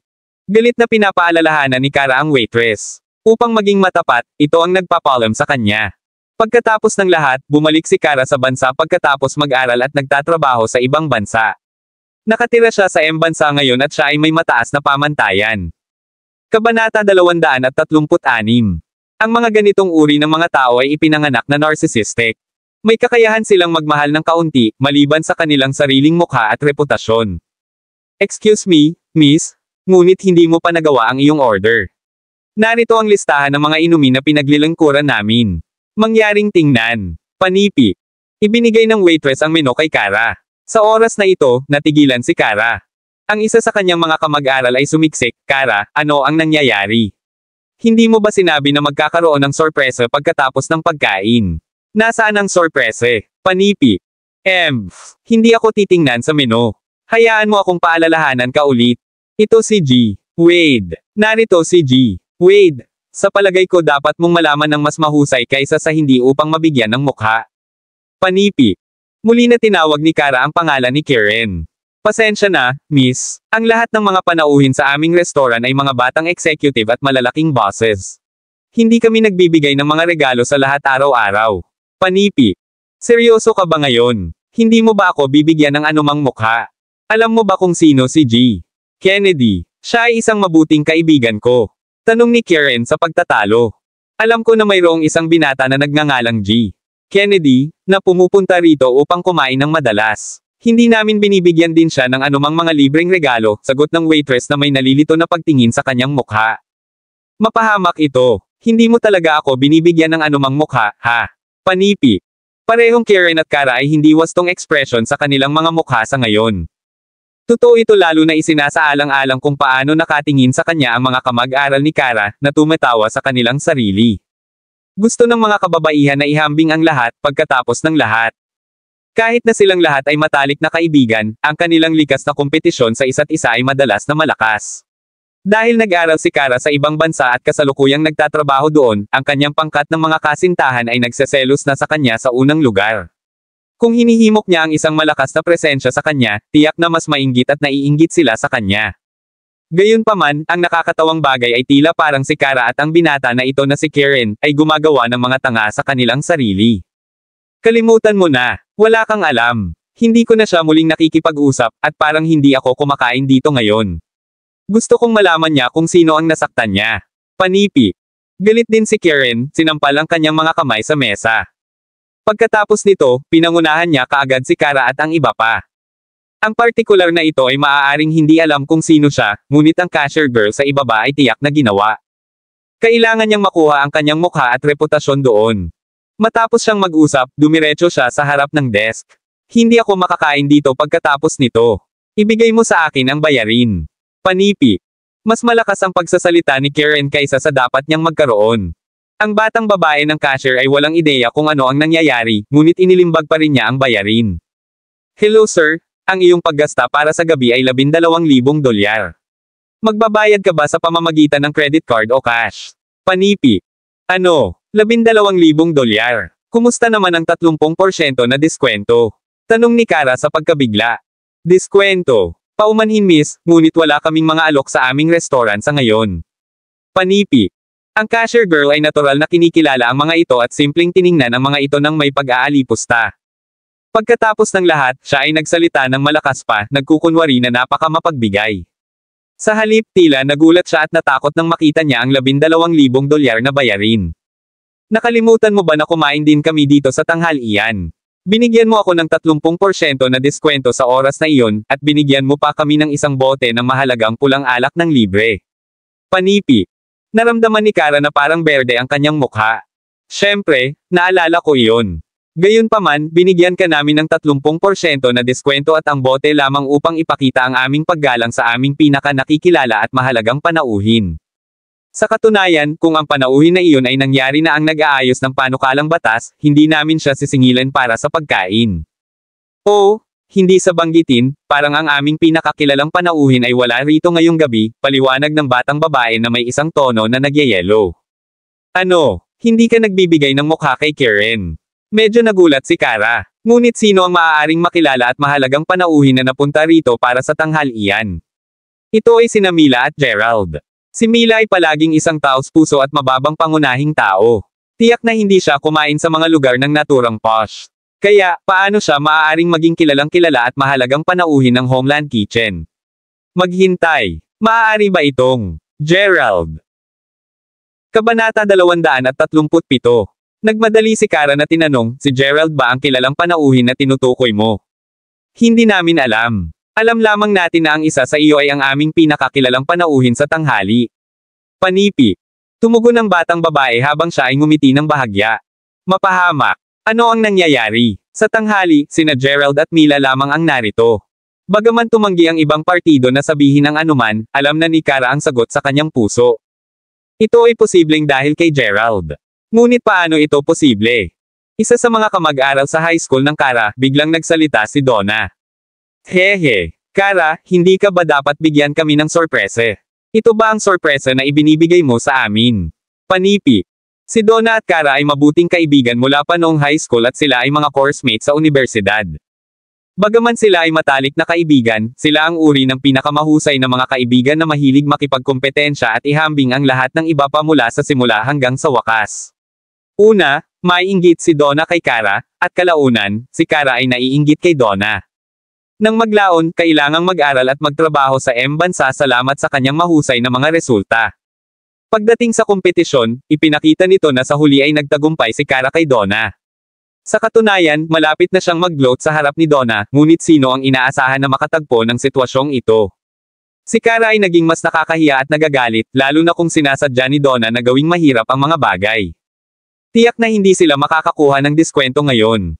Gayunpaman, magiging nakakahiya din ito sa kanila kung nagpasya silang bumalik sa kanilang mga upuan. Maaari lamang kagatin ng Karen ang bala at husayin ang bayarin na may madilim na mukha. Kailangan niyang magbayad ng $12,000 para sa pagkain ng hindi man kumagit. Ang mas masahol pa ay ang katotohanan na hindi siya makarating sa lahat. Ngayon na siya ay tapos na magbayad ng mabigat na kabuuan, hindi na kayang bayaran ni Karen ang kanilang tirahan. Sa pamamagitan ng paraan, Kara, ang iyong mga kaibigan mula sa ibang bansa ay wala pang lugar upang manatili pa, di ba? Bakit hindi natin ito gagawin? Maaari kong gawin ang mga pag-aayos para sa ilang pagkain at tirahan para sa kanila. Masisiyahan kami sa isang pagkain ng magkasama bago tuluyang magpahinga ng magandang gabi. Sigurado ako na lahat tayo ay hindi komportable na natutulog na may walang laman na tiyan. Panipi. Tumawid si Donna sa kanyang mga braso at ngumiti ng mapait nang umalis siya sa Homeland Kusina sa kahihiyan. Ayaw ni Kara na talunin. Hindi, okay lang. Mayroon akong pera. Maaari kong ayusin ang kanilang tirahan. Bakit hindi ako makakakuha ng mga lalaki na manatili sa isang 5-star hotel sa Mayberry City? Donna, kung ayos ka, hindi mo na kailangang bumalik ngayong gabi. Maaari rin akong mag-ayos ng isang silid para sa iyo ngayong gabi. Nangyayari ito na hindi pa namin nakita ang bawat isa sa loob ng maraming taon pa rin. Maaari kaming magkaroon ng isang mahusay na chat magkasama pagkatapos. Panipi. Kara? Naisip ko na mula nang bumalik ka sa bansa at mayroon kang isang negosyo sa pamilya, naisip ko na maaari kang maging labis na mapagbigay. Bakit lamang isang 5-star hotel? Hindi ba sa palagay mo hindi ka sapat na matulungin? Tanong ni Donna habang ngumiti siya. Tinanong ni Kara, kung gayon, bakit hindi mo sasabihin sa akin kung saan makakahanap ako ng isang espesyal o mamahaling lugar sa Mayberry City bukod sa isang 5-star hotel? Hehe, syempre, mayroon. Narinig mo na ba ang Wayfair Mountain Entertainment? Buong pagmamalaki na tanong ni Donna. Nagmamadaling sinabi ni Karen ang isang bagay upang walang makalimutan ang kanyang presensya. Wayfair Mountain Entertainment. Narinig ko iyon dati. Narinig ko rin na marahil sila ang nangungunang mainit na bilya ng tagsibol sa buong bansa. Ang kanilang halaga ng pagkonsumo ay mataas ang langit at ang mga pumapasok at umalis sa lugar ay ilan sa mga pinakamalakas at maimpluwensyang individual. Panipi. Narinig ko rin ang tungkol sa Wayfair Mountain Entertainment dati. Gayunpaman, hindi ko kayang bayaran ang lugar na iyon. Kung maaari mo akong pangalanan sa ibang lugar, gagawin ko ang lahat ng kinakailangang pag-aayos para sa aming pananatili doon, sagot ni Kara. Napagtanto niya na sinasadya ni Donna na mahirap gawin ang mga bagay para sa kanya. Sige, kung gayon. Pangalan kita ng ibang lugar ngayon. Maaari kaming pumunta sa pangalawang pinakamahusay na manor Mayberry City noon. Nag-aalok din ng lugar ng pagkain at tirahan. Ito ay walang iba kundi ang maliit na bahay ng kawayan. Sa pagkakaalam ko, ang halaga ng pagkonsumo ay may bahagyang mas mababa kumpara sa Wayfair. Gumagawa ka talaga ng mabuti para sa iyong sarili sa ilang mga taon. Kung maaari mo talagang ayusin para manatili kami doon ngayong gabi, pagkatapos ay ako. Ay talagang walang pagpipilian kundi upang tumingin sa iyo at ipakita sa iyo ang tonelada ng paggalang. Kapag nakikita kita sa hinaharap, hindi kita tatawagin na Kara, ngunit kapatid na Kara. Sagot ni Donna. Hindi niya sinabi ang lahat ng mga mag-uudyok kay Kara, bagaman. Sinasabi lang ito ni Donna para masaya. Pagkatapos ng lahat, alam ng sinumang ordinaryong tao na kahit na mayroon silang pera, mayroong dalawang lugar na hindi pa rin sila makakapasok sa ganyan. Wala silang iba kundi ang Wayfair Mountain Entertainment at Little Bamboo House. Sa isang paraan, simpleng sinabi ni Donna kay Kara na hindi siya dapat maging mapagmataas at mayabang dahil lamang sa pag-aaral sa ibang bansa at kasalukuyang nagtatrabaho doon. Kailangang magkaroon ng mga merito na hindi niya makukuha, isang paraan o sa iba pa. Gayunpaman, hindi maiwasang tumawa si Kara. Little Bamboo House, tinutukoy mo ba ang farmhouse na iyon? Kung maaari kong ayusin ang lahat sa amin upang manatili doon ngayong gabi, kailangan mong parangalan ang iyong pangako at tawagan akong kapatid na si Kara. Panipi. Sagot ni Kara na may seryosong ekspresyon sa kanyang mukha. Nang makita ni Donna na seryoso si Kara, agad niyang sinabi, okay. Kung maaari mo talagang makaya sa amin ng isang gabi na manatili doon, tiyak na tatawagin kita sa iyo na si Kara. Panipi. Hahaha. Okay, naayos na. Lisa, Karen, maaari nating simulan ang pagmamaneho. Pumunta tayo sa maliit na bahay ng kawayan. Panipi. Biro ba yan? Una silang dapat na kumain ng tanghalian sa Little Bamboo House, na inayos ng nakakalungkot na haltak na iyon, si Gerald. Matapos makita lamang ang lugar ng isang beses, sapat na ang Kara. Isang bansa lamang ang Bumpkin ang bibisitahin ang isang lugar na tulad nito. Kahit na hindi na ito mahalaga sa kanya. Dahil nakagawa na sila ng isang mapagpipilian, nasiyahan siya kung ang lahat ng ginawa ni Donna ay tinugunan siya bilang kapatid na si Kara. Dumating sila sa lugar ng ilang sandali. Waitress, kumuha kami ng mesa na may pinakamahal na pinggan. At din, 1, 2, 3, 4, 5, ayusin ang 5 silid para sa akin ngayong gabi. Panipi. Kabanata 238. Sigaw ni Kara. Sa ngayon, naramdaman niya na talagang cool siya. Okay, miss. Gagawin ko ang lahat ng mga pag-aayos ngayon. Ang kabuuang presyo para sa mga silid ay $75,000. Mangyaring i-swipe ang iyong card dito. Panipi. Ang waitress ay yumuko ng magalang kay Kara. Ang babaeng ito ay sobrang mayaman. Ano? $75,000. Nag-book lang kami ng 5 silid, at gugugol ako ng $75,000 para sa isang gabi. Narinig ko ba na tama? Tanong ni Kara nang hindi matalo sa paligid ng boss. Oo, miss. Ito lamang ang mga rate para sa mga karaniwang silid. Gayunpaman, ang lahat ng mga silid na naibook mo ay may isang komplementaryong hapunan. Nagtipon din kami ng mga sikat na chef mula sa buong mundo upang ipasadiya ang iyong mga pagkain ayon sa iyong personal na kagustuhan. Panipi. Ngumiti ang waitress at itinulak ang POS machine pasulong. Ito, maghintay ng 1 minuto. Gaano karami ang gastos upang magkaroon ng hapunan dito? Panipi. Kara gulp. Kung ang hapunan lamang para sa inyong lahat, hindi kami karaniwang nagbibigay ng mga silid. Gayunpaman, kung talagang gusto mo ng isang silid, maaari kang mag-book ng isa para sa $22,000. Pagkatapos nito, masisiyahan ka sa pagkain mula sa buong timog. Bahagi ng bansa. Hanggat maaari mong pangalanan ang ulam, tiyak na may hahanda ito ng mga chef para sa iyo. Panipi. Gulp. Si Kara ay lubos na nababagabag. Ito ay hindi ito isang lugar ng bansa na bumpens ay bibisitahin tuwing nais nila. Kahit na ang isang marangal na katulad niya ay halos hindi kayang bayaran ang lugar na ito. Biglang naisip ni Kara si Gerald. Una niyang inayos ang isang piging ng tanghalian para sa kanila, kahit na nagpaplano na itapon din sa tirahan. Batay sa kanyang mga kalkulasyon, marahil ay gasto sa kanya sa paligid ng 75 hanggang 70,000.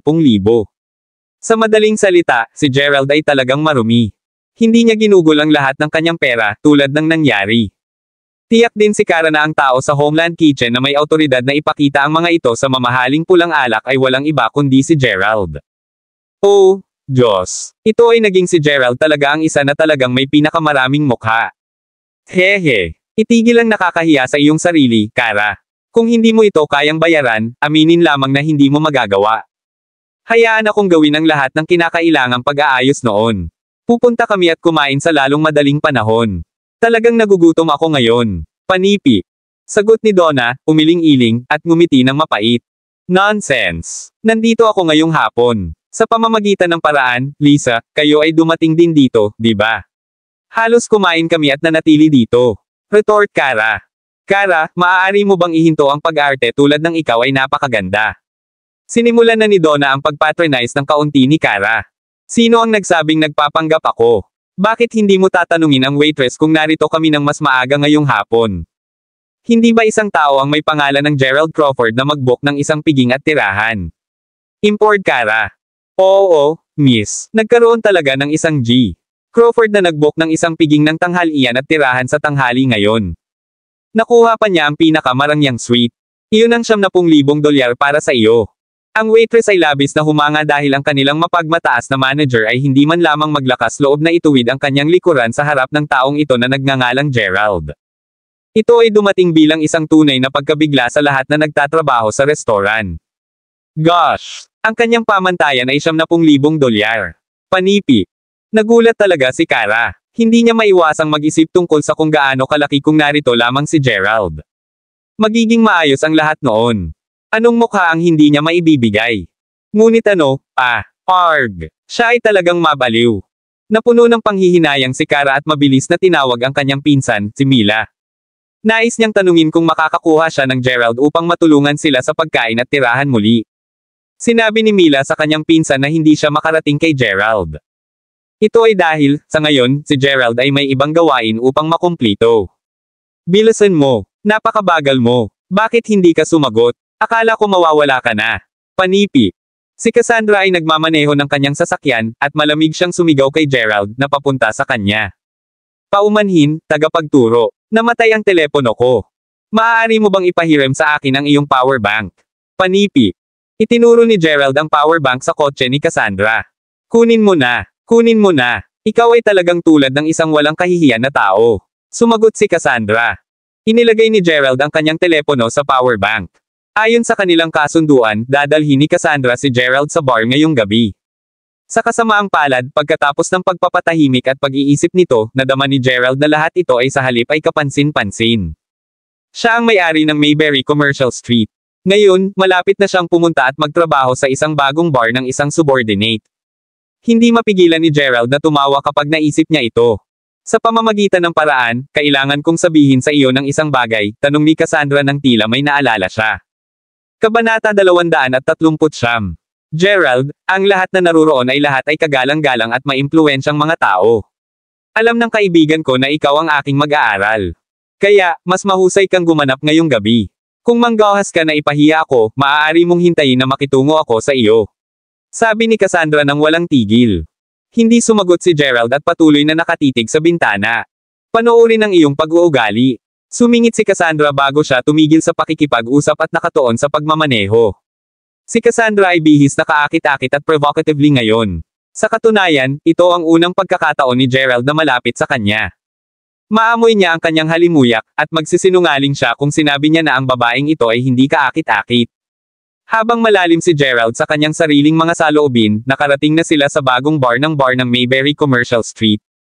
Ang mga luho na kotse na malaki at maliit ay nakapark sa harap ng pasukan nito, at maraming tao ang naglalakad papasok at labas.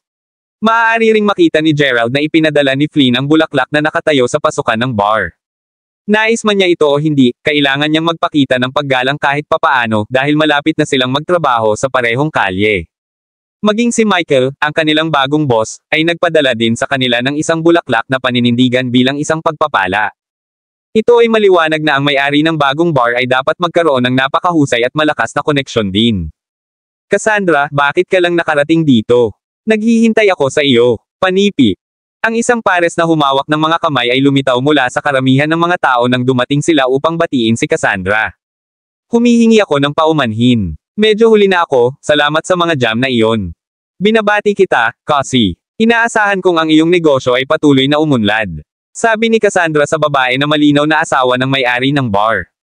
Hahaha, masaya lang ako na magagawa mo ito ngayon. Sa pamamagitan ng paraan, nagdala ka ba ng isang tao upang matulungan ako? Panipi. Oo, ginawa ko. Narito siya, panipi. Ang dalawa ay nagpatuloy sa kanilang chat. Naiinis si Gerald, tinitingnan ang mga bulaklak na nakatayo upang makita kung mayroong anumang mga pangalan na nakilala niya. Biglang kinaladkad ni Cassandra si Gerald kay Cassie. Tinatawag ka ng Lady Boss. Oh, kamusta? Ako si Gerald. Panipi. Mabilis na yumapekto si Gerald, hindi sinasadyang pinalawak ang kanyang kamay para sa isang handshake. Ang mga bagay ay nagsimulang maging awkward. Si Cassie at ang kanyang kasintahan ay nakatitig sa kamay ni Gerald na may matigas na ekspresyon sa kanilang mga mukha. Sino ang akala niya? Hindi ba siya isang part-time na empleyado? Naisip ba talaga niya na karapat-dapat siyang iling ang kanilang kamay? Maraming mga tao sa mga araw na ito ang naglagay ng maraming diin sa kanilang mukha at reputasyon. Sa makatuwid, ang pag-uugali ay isang ganap na pangangailangan. Gayunpaman, kung ang mga status gaps ng parehong partido ay napakalaki, ang pag-iling ng mga kamay. Medyo walang paggalang. Ganito ang kaisipan ni Cassie. Maaari lamang siyang ngumiti ng walang hiya. Ano ang ginagawa mo? Hilahin ang iyong mapahamak na kamay ngayon. Sigaw ni Cassandra. Mangyaring magkaroon ng kaunting pagsasakatuparan sa sarili, gagawin mo. Cassie, bakit hindi mo lang siya bibigyan ngayon? Panipi. Okay. Maaari siyang pumunta sa bar at makatulong na maghatid ng mga inumin o kung ano. Panipi. Tiningnan din ni Cassie si Gerald bago siya umiling-iling ng isang ngiti sa kanyang mukha. At tulad na, si Gerald ay naging isang server sa bar. Si Cassandra ay natural na sumunod kay Cassie, ang lady boss, sa pinakamarangyang silid ng bar. Ang pagtatatag ay napakabuhay na buhay at nakaimpake sa labi, lalo na totoo para ngayong gabi dahil maraming mga mayamang tagapagmana ang narito. Ang mga panauhin sa talahan na yan 6 na ay nais ng 3 dosenang beers. Ano? Ngunit masyadong abala ako upang pumunta. Maraming mga bisita lamang ngayong gabi. Hindi namin ito inaasahan. God damn it, nakatayo ka ba, o ano? Bakit hindi mo ipinadala ang mga beers sa talahan na yan 6? Ang waiter sa bar ay nagturo sa Gerald, na naupo lamang upang magpahinga pagkatapos ng paglipat ng mga crates ng alak. Magmadali ka. Itinaas muli ng waiter ang kanyang boses. Hindi sigurado si Gerald kung dapat lang niya itong gawin o huwag pansinin ang mga tawag. Matapos mag-isip ng kaunti, nagpasya siyang gawin ito dahil kinuha niya pa rin ang trabaho. Kaya, hinawakan niya ang mga beer at tumungo patungo sa Talahanayan 6. Tuldok-tuldok, sa Talahanayan 6. Halika, sisters. Masaya ka ba? Ako, si Sister Zaby, ay magbibigay sa lahat ng paggamot ngayong gabi. Lahat ay nasiyahan lamang sa iyong sarili. Hindi kami uuwi hanggang sa ganap kaming nasayang. Panipi. Kabanata 240. Mayroong 6 na babaeng panauhin sa Talahanayan 6. Malinaw na mga mag-aaral ng batang unibersidad, ang lahat ng mga kababaihan ay lumitaw na sexy, may sapat na gulang, at nagdala ng isang magandang kagandahan sa kanila. Ang tinawag na kapatid na si Zaby ay bumagsak ng isang buong bote ng beer sa isang lakad bago yakapin ang kanyang matalik na kaibigan, na nakaupo sa tabi niya. Sara, ano ang mali sa iyo? Hindi ka naka-broadcast ng live sa nakaraang 2 araw, at naging malabo ka at nalulumbay. Karaniwan kang pinakamasaya kapag nasa bar kami. Maaari mong palaging sabihin sa akin kung may mali. Panipi. Sister Zaby, sa palagay mo ba mayroong mga nakatagong mayaman na tagapagmana? Halatang siya ay parang isang pauper na walang pera. Maaaring talagang maging mayaman siya sa lihim, bagaman. At ang ibig kong sabihin ay talagang, labis, mayaman. Panipi. Ang taong nakaupo doon ay walang iba kundi si Sara, na nakakuha lamang ng isang sampal sa mukha. Hindi niya maiwasang mapalakas ang tunog. Haha, syempre, laging may mga taong ganyan doon.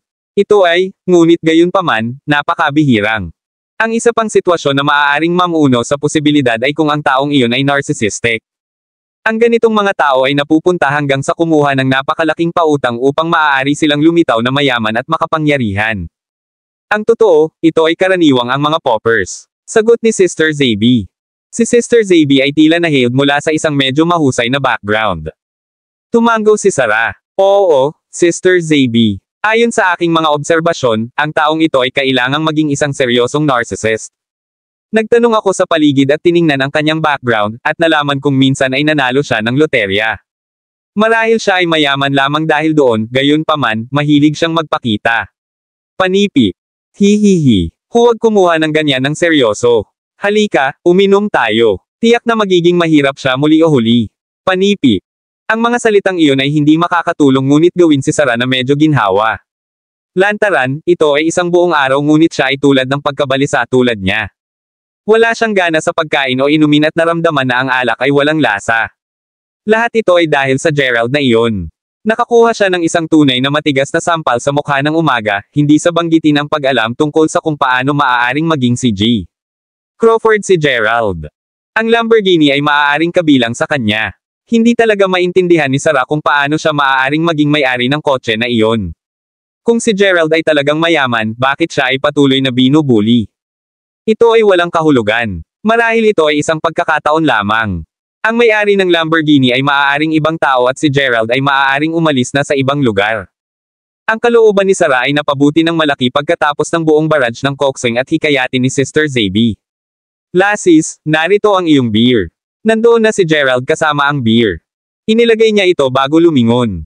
Mapahamak ito. Huminto ka dyan. Sino ang tinawag mong lasi? Nagtanong kapatid na si Zaby sa isang galit. Ang pangkat ng mga batang babae ay karaniwang bukas ang pag-iisip at palabas. Gayunpaman, lahat sila ay napakasensitibo pagdating sa term na ito. Ang isang server ay talagang tinawag silang lassies. Ano ang ibig niyang sabihin noong tinawag niya iyon? Ito ay maliwanag sa sarili. Si Gerald ay dinala ng hindi kinakailangang repost. Hindi niya binawi ang tungkol sa termino, na tinutugunan lamang ang grupo ng mga magagandang batang babae sa miniskirt na may isang friendly tunog na kilos. Nakakakita ng paraan ng kanilang bihis at paghuhusga sa kanilang edad, lahat ito ay nasa mabuting espiritu na tinukoy niya sa kanila. Hindi niya talaga inaasahan ang isang bagay na maaaring magdulot ng anumang problema. Iyon, kagandahan. Humihingi talaga ako ng paumanhin. Sorry, nagkamali ako. Narito ang iyong beer. Mangyaring tamasahin ito, pasensya ni Gerald ng buong puso na may kaunting busog. Nang itinaas niya ang kanyang ulo, natigilan siya nang makita siya. Tulad ng para sa babaeng iyon, natigilan din siya nang makita niya si Gerald. Gerald, Sara, hindi talaga maiiwasan para sa mga kaaway na tumawid sa mga landas. Pinag-uusapan lang ni Sara ang tungkol kay Gerald, ngunit hindi niya talaga inaasahan na lalabas siya rito. Mas masahol pa, bakit si Gerald ay isang server sa Zero Point Bar? Haha, hindi ba siya dapat maging sobrang mayaman? Hindi alam ni Sarah kung bakit naramdaman niya ang isang iba't ibang uri ng kasiyahan nang makita siya sa estado na ito. Nakita niya pagkatapos na naghahanda na si Gerald na umalis muli. Gerald, huwag ka na lang umalis. Pa rin, itinuturing kong isang kakilala ngayon, di ba? Hahaha, hindi mo ba iniisip na dapat nating pag-usapan ang isang bagay? Panipi. Maraming salamat mga kamaster sa walang sawang pagsusubaybay, isang like, share, and subscribe naman dyan mga kamaster. Abangan ang susunod pang mga kabanata.